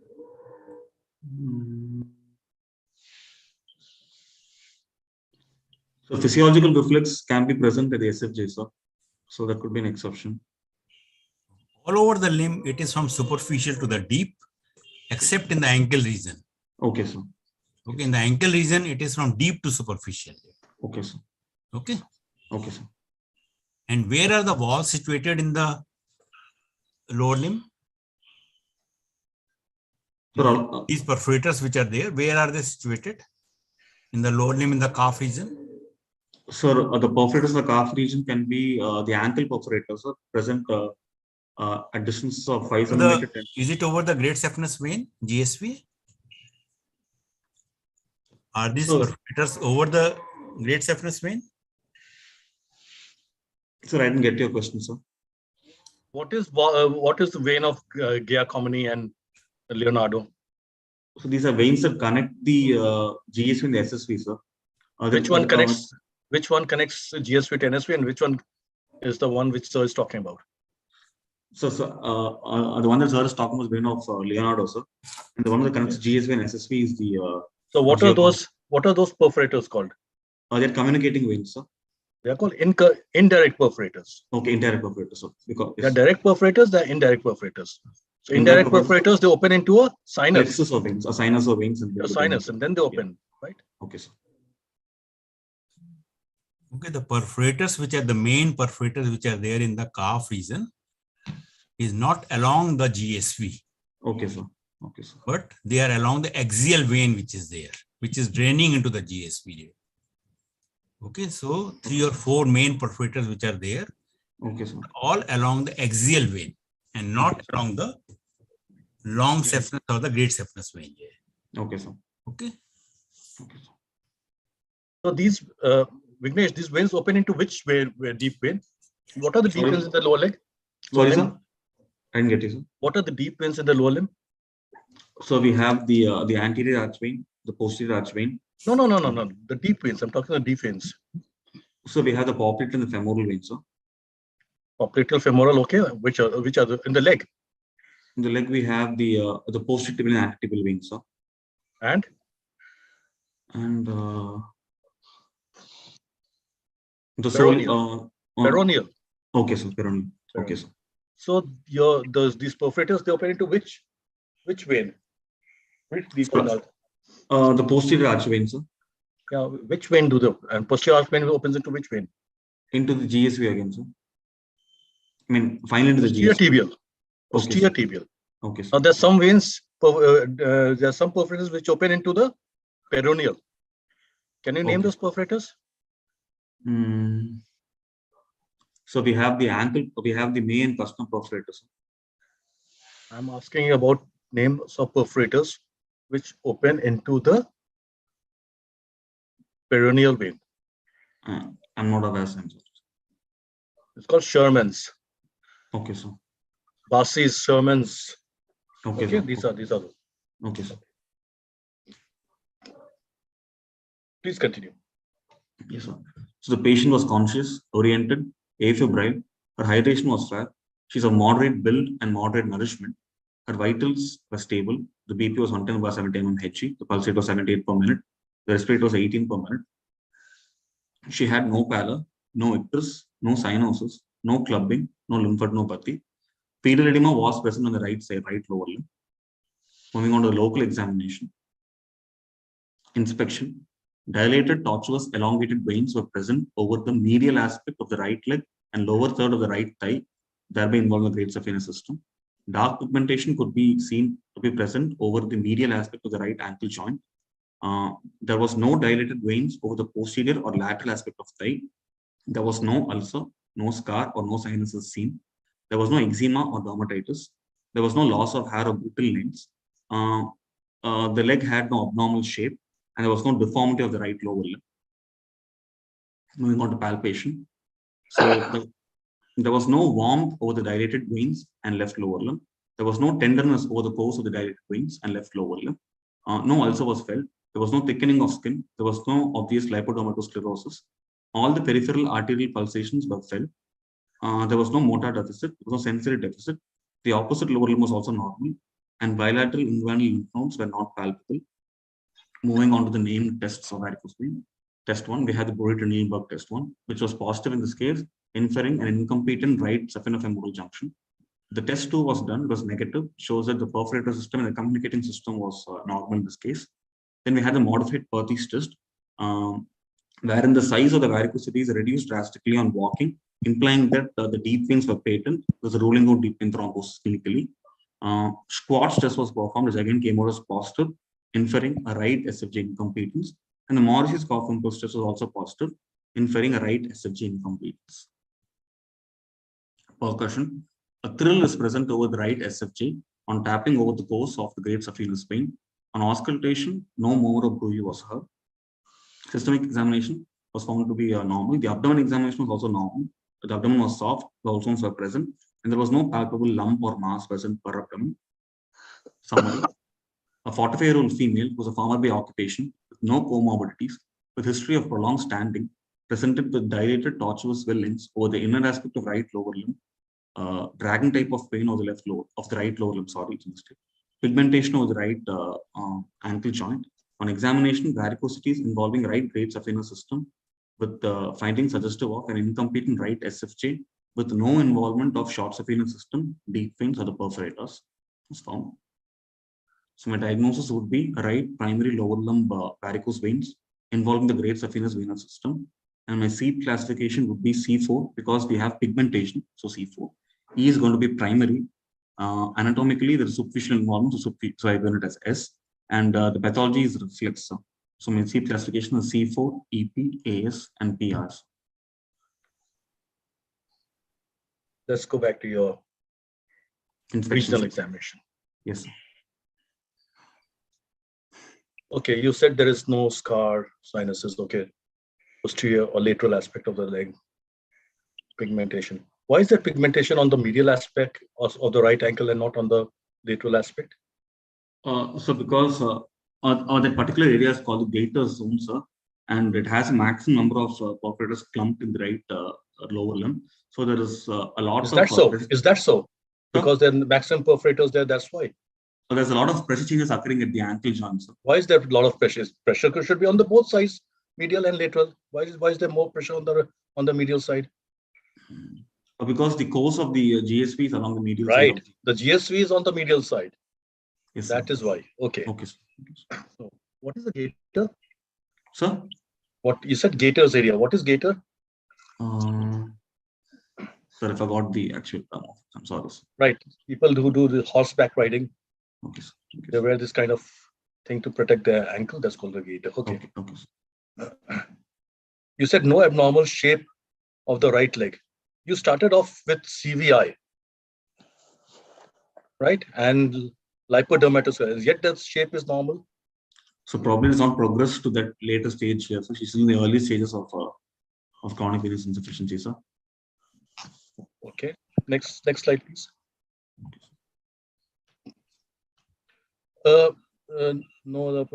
Palpation. Yes, you can you when you can't see ulcer, can you palpate it? No, sir, we can't, sir. I just want to mention that. No, you don't have to mention. You can mention that the moon was shining when I was examining the patient. Okay, sir. Okay, sir. I mean, doesn't make any sense. Okay, sir. Right? Okay, no lipodermatosis. That's not a palpatory finding. Lipodermatosclerosis. So thickening and duration, it can be felt. So no thickening of the skin. Okay. Lipodermatosclerosis is a visual. You Okay, sir. examine, it's a, right? It's not Okay, a sir. palpatory finding. Okay, sir. Motor deficit, why did you, and you felt it? Sir? You felt motor deficit. No, I just wanted to finish the examination, sir, of the limb, sir. So Okay, I should have added separately, sir. So, okay. Why do you look for tenderness over the course of the dilated limbs? Well, do you expect tenderness there? so not in this case, sir, but then No, just to Vignesh, you're a Yes. surgeon. It's not Okay, an sir. MBBS level, right? Okay, There's sir. certain things which you don't have to mention. You don't have to mention everything which is written in Okay, the sir. book, right? We Okay, expect sir. you to be more circumspect, Okay, sir. right? Next slide, please. Okay, if you have to do only 2 tests, you've got a whole laundry list of tests. Only 2 tests. Which tests would you do? Broad test 1 and 2, sir. Nothing to find out for the deep vein. So in that case, I'll go for a Brody-Tendelberg test 1 and a modified Perthes test, sir. So you just say Brody-Tendelberg Okay, and sir. modified Perthes. Perthes That test. covers. Okay, sir. You don't have to specify into 1 and 2, Okay, sir. right? Okay. So, okay, next slide, please. Percussion. Why do you get this thrill over the right SFJ? That is a squat test, sir, which Why? was, What is the basis behind this? sir, it simply shows that like there's a long column of blood stationary, sir. So when we So when we tap like in case of long-standing GAC varicosity, and there's a long column of stationary blood. so If you're going to tap the lower part of the column, no. I the mean impulse is going to be that felt further up, sir. it is only possible if there are no competent valves, Yes, sir. Yes, sir. Okay, sir. right? There are no Yes. competent. This shows that there are no competent SFJ valves incompetence, in sir. the whole Yes. column. Okay, sir. Right.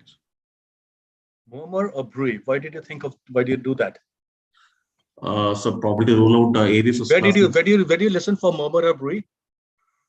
Sir, if a Safina varix could be present, sir. Okay, what is Safina varix? Sir, it's actually a large groin varicosity. To be more specific, it's a large sacral dilatation present in the groin region, sir. Due to SFJ incompetence, which appears the patient lies down. And again, a cough notes will be positive and a Safina varix is seen, sir. And sometimes The saphenous openings is a defect in which part of the limb? Which anatomical layer? The saphenous opening, it's an opening. Yes, It's sir. a defect. Like in inguinal hernia, you have an internal opening and an external opening, right? Which are Yes, sir. defects in the external oblique and transversus. So this is a defect in which layer of the limb? The cribriform fascia, sir. Cribriform fascia is one which is covering it. Covering it, sir. Yes. So this saphenous opening is a defect in which portion of which layer of the limb? Deep fascia. The fascia, sir. What is The that deep called? fascia. What is that called? The fascia lata. Okay, the facial lata. Okay, sir. So what is so peculiar about the saphenous opening? There's something anatomically peculiar. What's the shape? What's the margins felt like? It's an oval opening, so we call it the fossa ovalis, sir, which is covered with cribriform It's fascia. also called a fox, Okay, sir. right? Okay. Because Yes. the medial margin is very sharp. Okay, sir. Or the falciform margin of it, sir. Right. Yes. Falciform margin, right? Yes. Okay. Well, do you know what is crossectomy? So crossectomy is juxtafemoral clutch ligation, sir. All right. What's it called crossectomy? So because it is juxtafemoral, so we try to ligate it as close to the What's a junction as cross? possible. What is a cross? Something that bisects the right angles to each other, sir. No, these shepherds have this Yes. staff which is shaped like that, hook shaped. Okay, sir. That's why it's called crossectomy. Okay, sir. Okay. Okay. What's the difference between a murmur and a bruit? So murmurs are the abnormal sounds heard. You get a murmur here. We'll be getting a bruit, sir. Murmur is usually felt over the heart, sir. Right. Bruit is more over the peripheral because of the systems. valves closing and opening, right? Yes, sir. Bruit is more over the peripheral systems. Right. And why do you get a bruit? What is the cause of getting a bruit? So because like a brewery can be heard in a case of a congenital AV fistula because obviously it's an AV malformation. So the flow is No, abnormal. no, come again, please. Come again, please. A brewery can be heard in a case of congenital AV fistula because the No, flow no, is good. I'm not asking the causes. I'm asking how the pathophysiology behind brewery.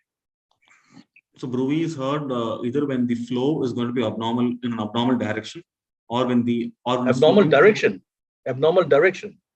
abnormal direction, or when it's flowing No, through no, no, not abnormal direction. when it's flowing through a pathological conduit, sir.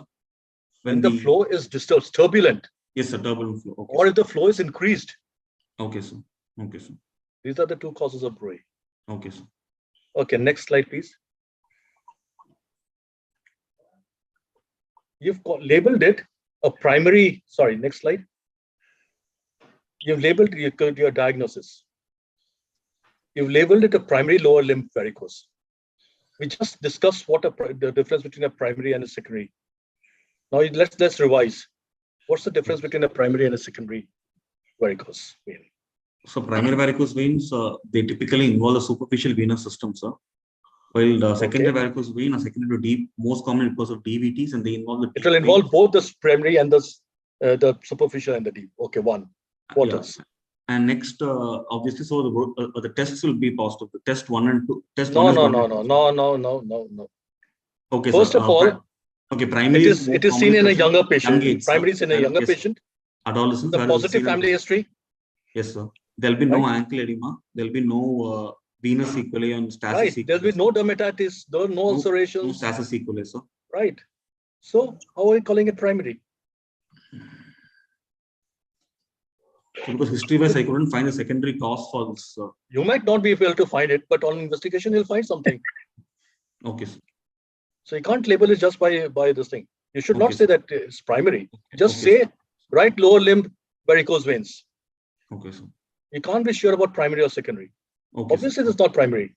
Okay, sir. Okay. This is secondary. She's got ankle edema. She's got swelling of the limb. She's got skin changes. She's in no family history. So it is secondary, sir. Right. So please, sir, Khanna, sir. Vignesh, why did you label it as a C4? So because the patient is having skin changes, sir. C4A would be pigmentation and eczema. So she's having pigmentation around the ankle joint. So which made me give it C4, sir. And what is C4B? C4B is lipodermatosclerosis along with atrophic Blanche, sir. What is C4C? I'm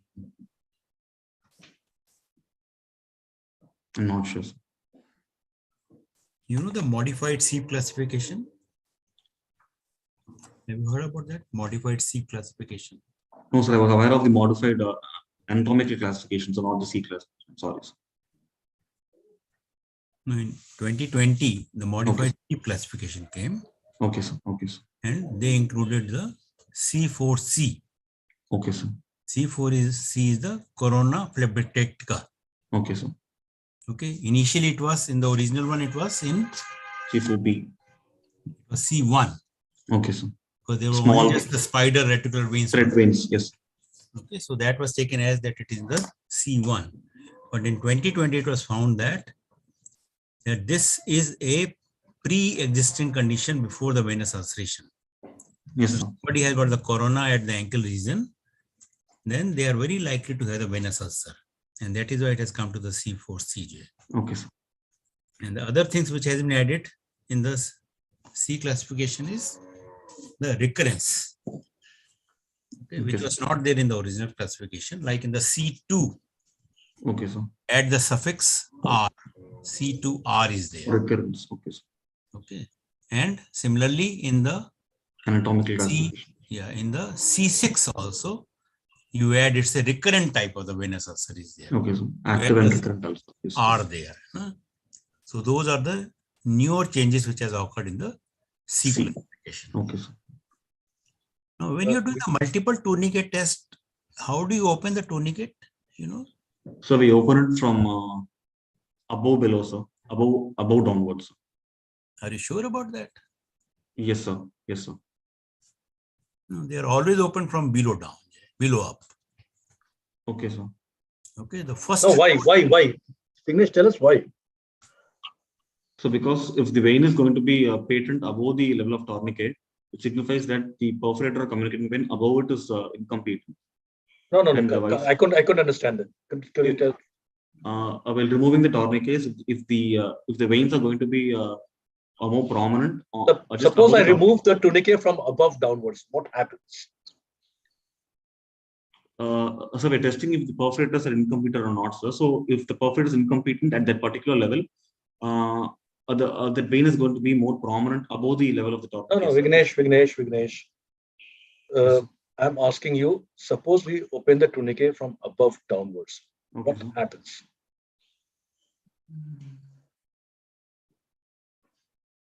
So we're finding if the blood can flow from the superficial to the deep system, sir. If the perforators are competent or incompetent, that's what we're trying to find out here. If you open the tourniquet from above, it's going to fill up. You'll not be able to know whether the perforators, which perforator is involved. Because if Okay, the SFJ is incompetent, you open it Okay, up, sir. it's going to fill up, Okay, sir. Okay, sir. right? Okay, sir. The first tourniquet which you are applying on the top is Just below the SFJ. of the saphenofemoral junction.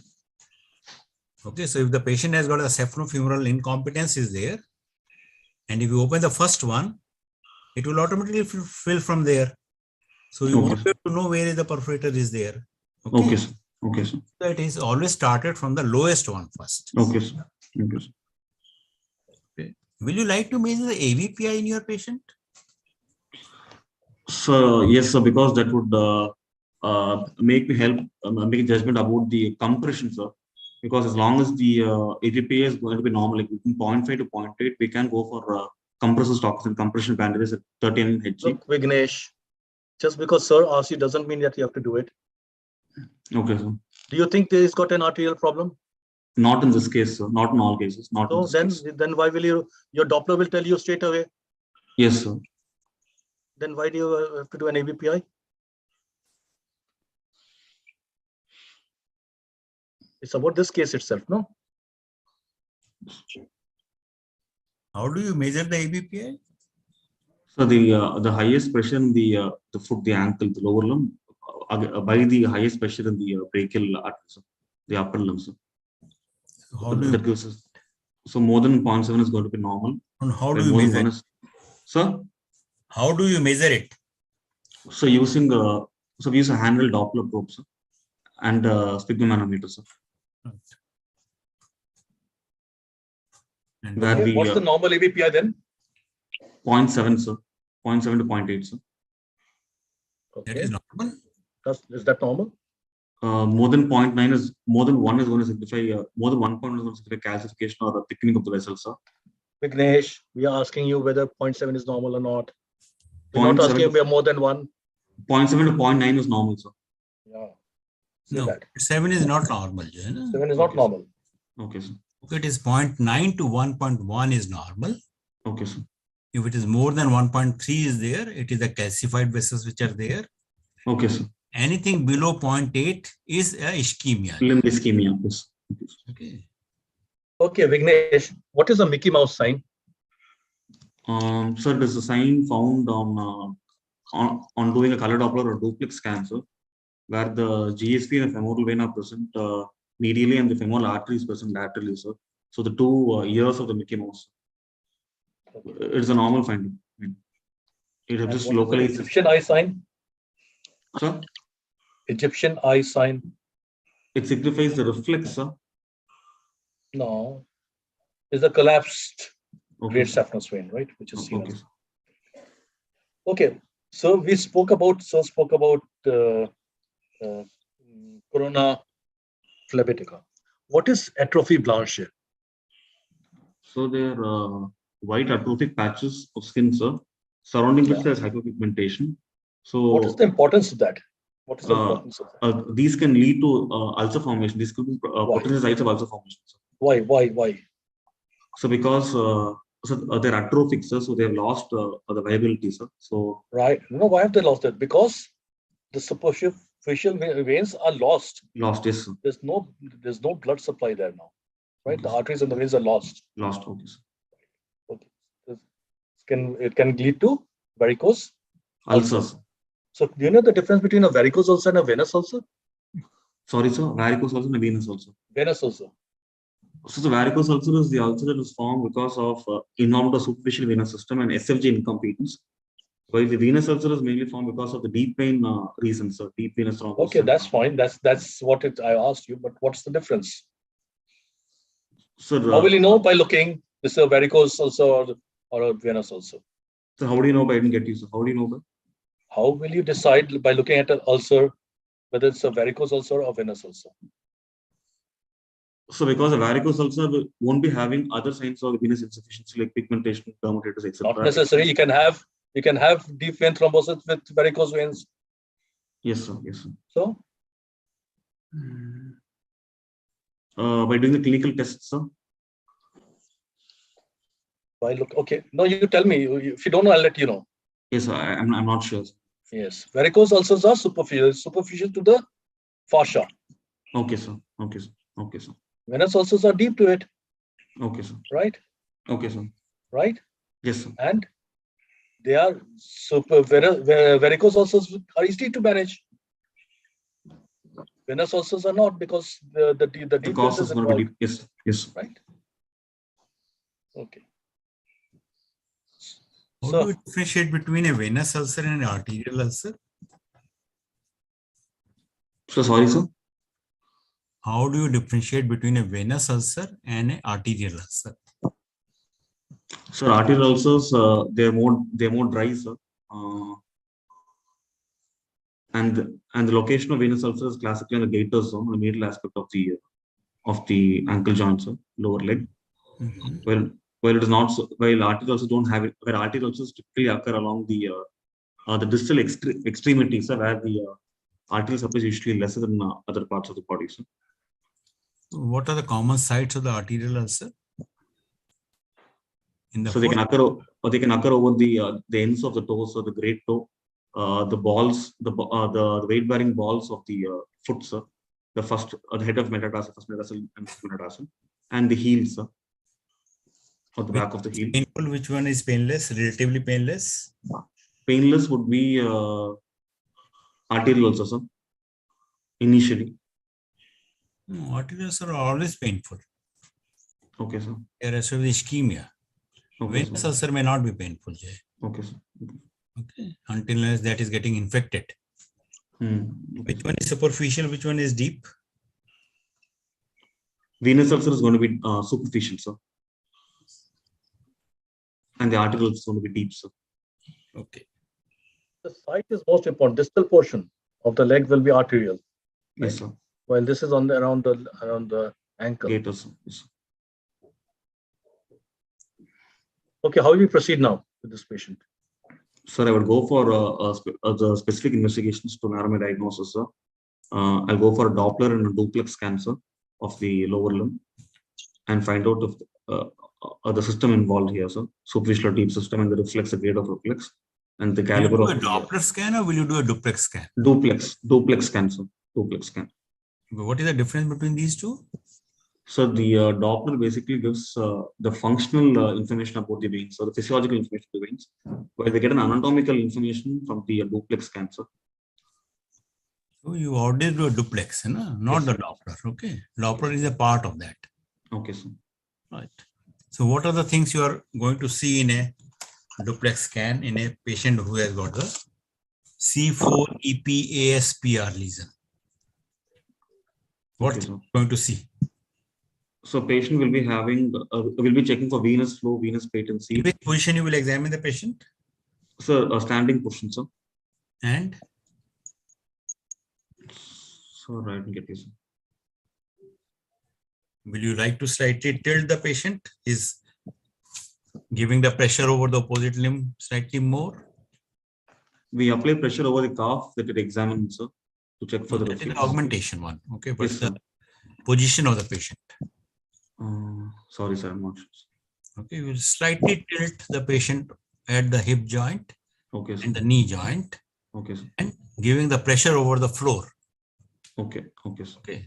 Then Okay, you sir. examine that. in the standing posture. So Okay, what sir. are the things you're going to see? We'll be checking for some characteristics like the phasic flow, the augmented flow, any absence of spontaneous flow in DVT, or absence of. Vignesh. It should go systematically.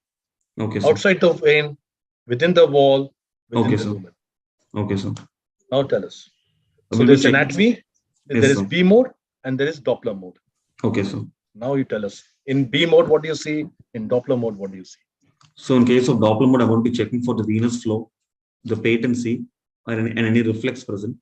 In case of B mode, where I combine the Doppler and the B mode for doing a duplex scan, I'm going to check for the anatomical aspects of the deep veins and the superficial veins, the venous, the caliber and diameter of the dilated GSV, if I can. And I'll be checking for the presence of deep vein thrombosis to rule out deep vein thrombosis, and of course the grade of reflex. Sir.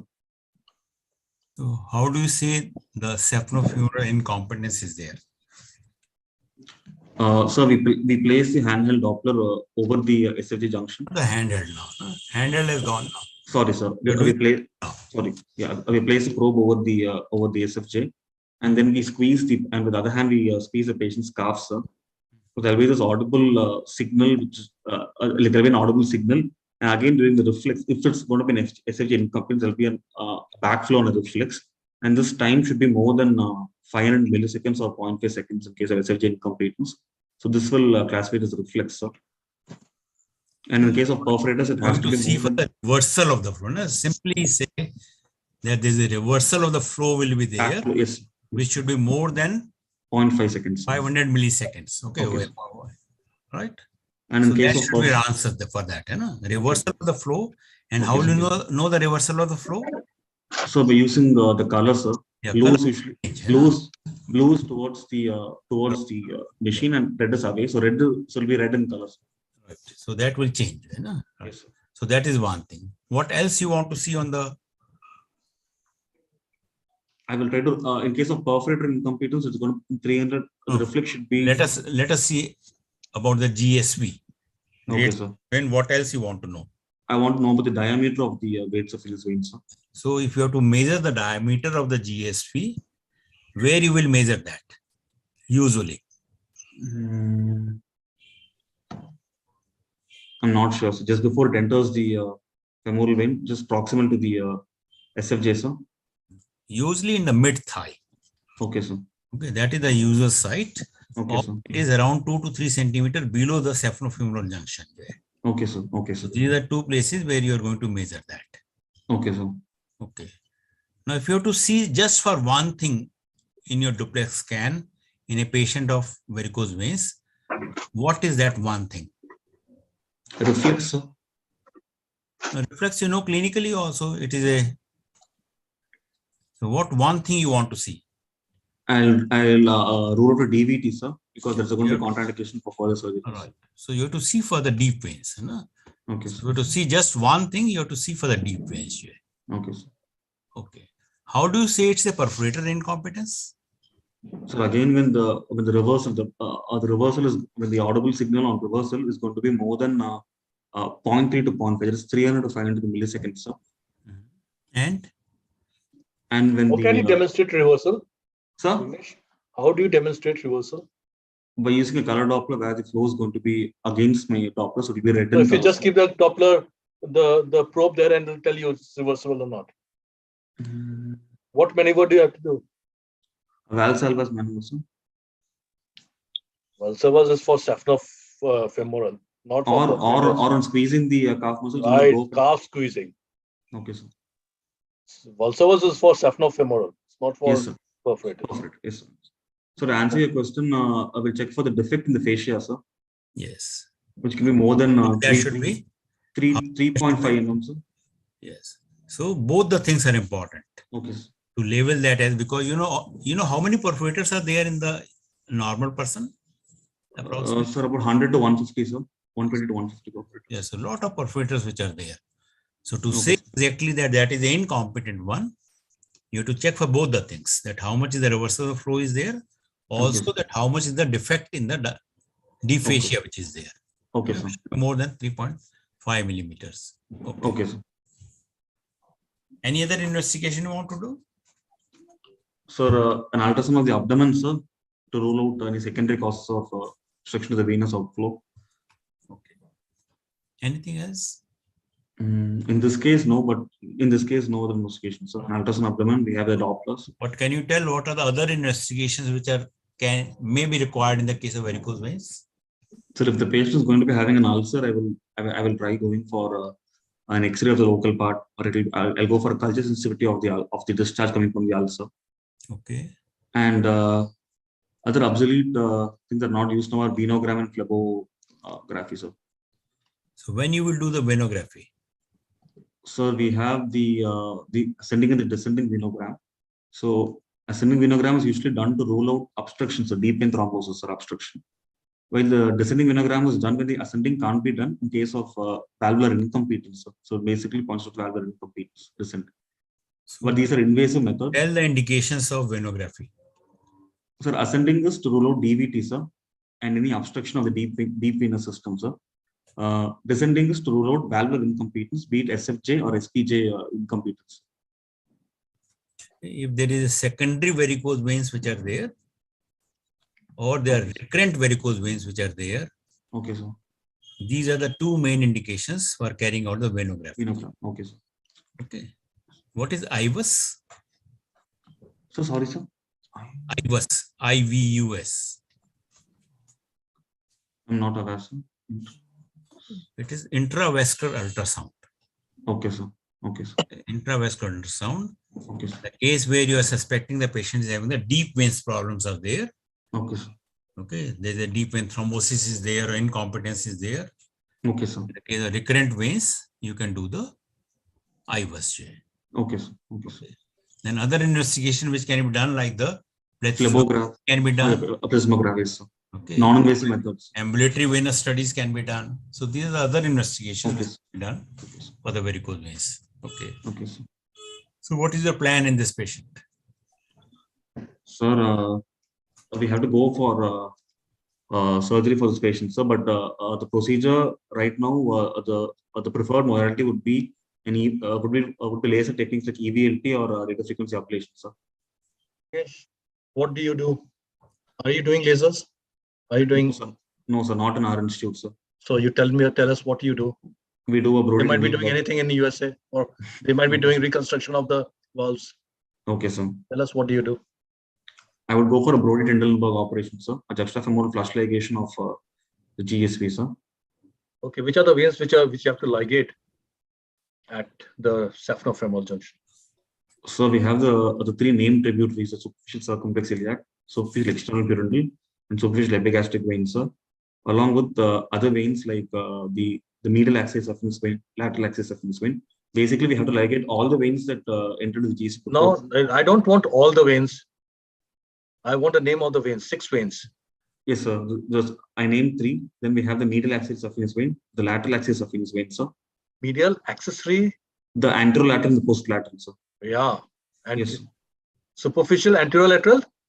And superficial posterior-medial. Yes. Vein of Giacomo. Okay, sir. And the axis of external pudendal and the superficial external pudendal. Okay, sir. Right? Okay, and there's a superior epigastric and the superficial circumflex iliac. Yes. Right. Okay. Then what do you do? Once we ligate all the tributaries, we have to go for a juxtafemoral flush ligation of the GSV, sir. You've done that? Yes, sir. Then we go for a stripping of the GSV, sir. What do you mean by stripping? Stripping is where we remove the GSV, sir. Right down from the toe. No, up to the level of the knee joint or just below the knee joint. Why? Why just below the knee joint? So because the GSV is accompanied with the saphenous nerve below the knee joint, sir. So we'll be damaging the nerve by mistake, sir. Which nerve? Sir, saphenous nerve, sir. Oh, which nerve? Sir, saphenous nerve, sir. Saphenous. Okay. What is Linton's method? You can damage during the varicose vein surgery. Sir? What are the other nerves which you can damage during surgery of the varicose veins? So during the surgery for the short saphenous vein, we can damage the in case we go for stripping, we can damage the sural nerve, sir. Yes. Any other nerve? I'm not aware. lateral popliteal nerve. Okay, sir. Okay, so these are three main nerves. Sometimes even the sciatic nerve has been damaged during the surgery for the varicose veins. Okay, sir. But great, the saphenous nerve, sural nerve, and the lateral popliteal nerve. Okay. Okay. Okay, what is Linton's method? Have you heard of this? Yes, sir. Lentons is a vertical approach to tackle the perforator, sir. Where we make a vertical incision and we do phlebectomy of the perforator veins, sir. Yeah, what do? You give an incision, you open up the whole of the superficial fascia, Yes, sir. Yes, sir. and then you ligate the stuff. Vertically, yes. What are the other methods of treatment apart from you told the tendon bug operation? Yes, sir. What are the other surgical methods?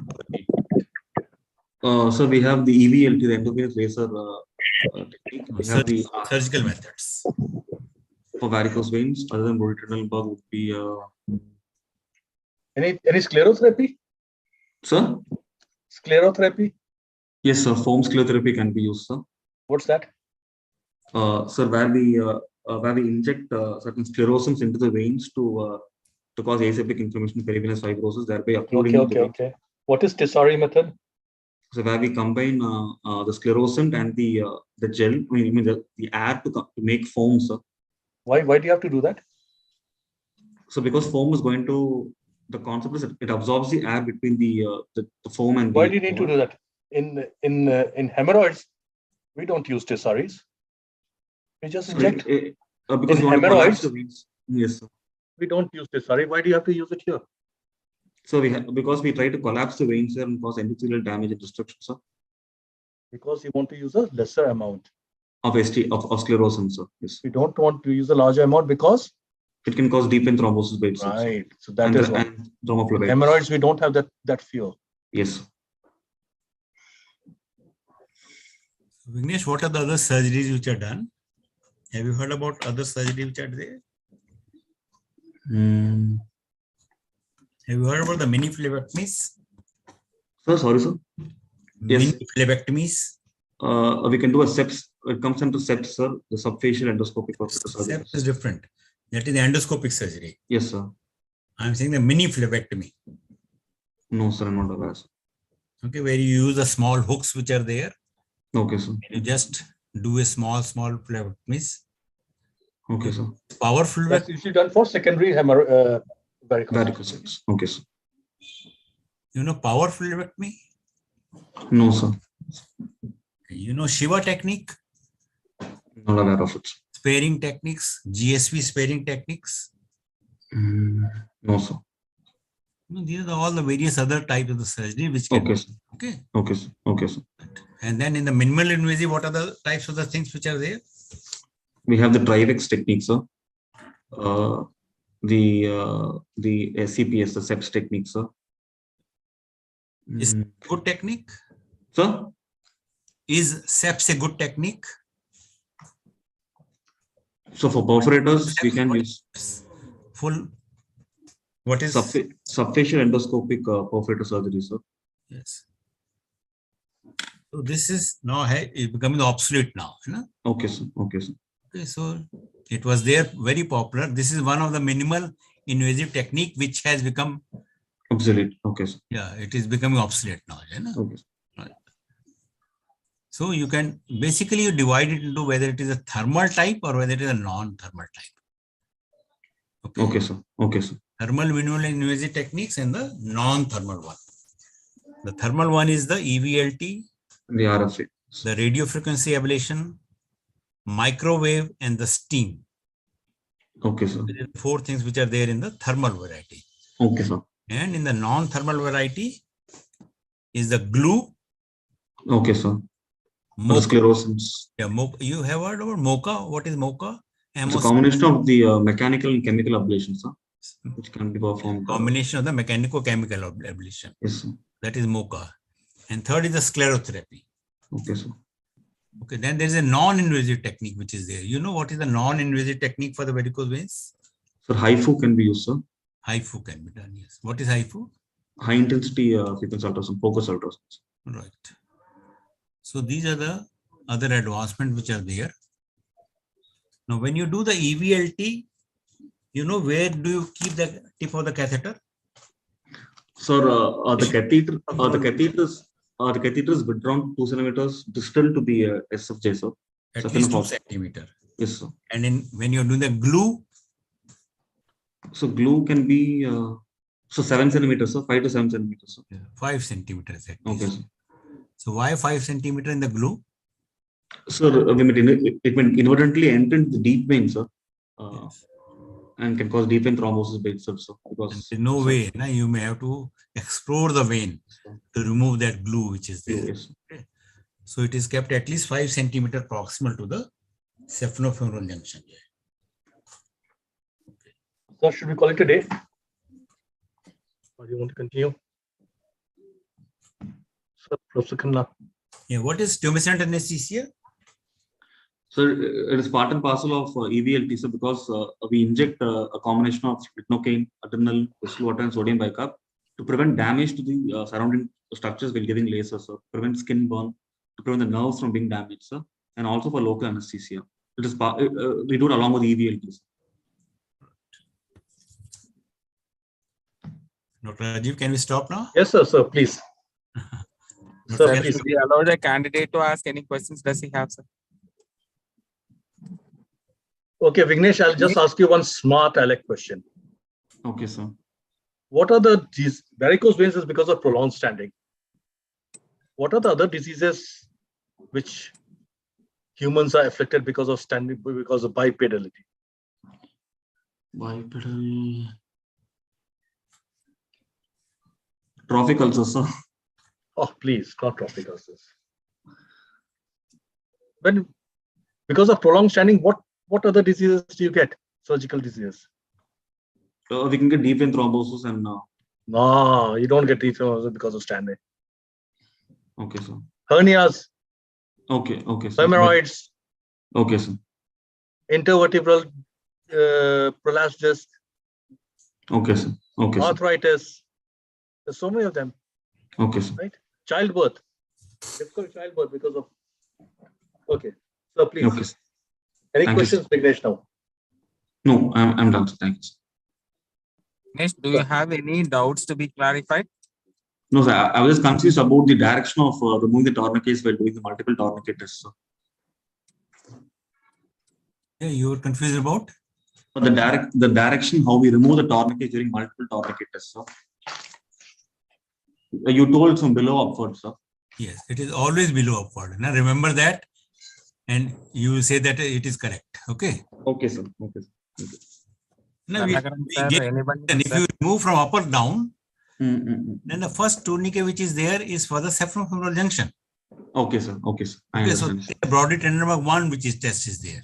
Okay, sir. Okay, sir. It will be filled up. So we can't test the perforators. Yeah, Okay, so sir. you cannot. Yeah. Thank you, sir. Thank you, sir.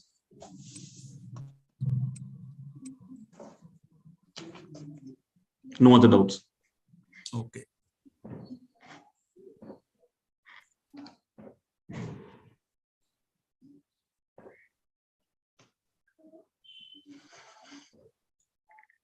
Right, sir. Professor Khanna, Yes, sir. I think we will call it a close, sir. right. Yes. Thank you very much, Kanna sir. Thank you, sir. Sahai sir, Karnakaran sir, and other senior faculty here. Thank you both, Vignesh and Sundar. Sundar, good Thank luck you, for sir. your exams. Vignesh, my personal inquiries Thank you, and sir. thanks to Anandi madam. Thank you Thank very you. much. Thank you. Yeah, sir. well Thank done, you. both of you. I think you've Thank done you. brilliantly, very well. Thank you, sir. Thank you. Sir. Very good. Vignesh, Thank you, very sir. good. Good night. Thank you. Good Sir. night, esteemed Thank you, faculty. sir.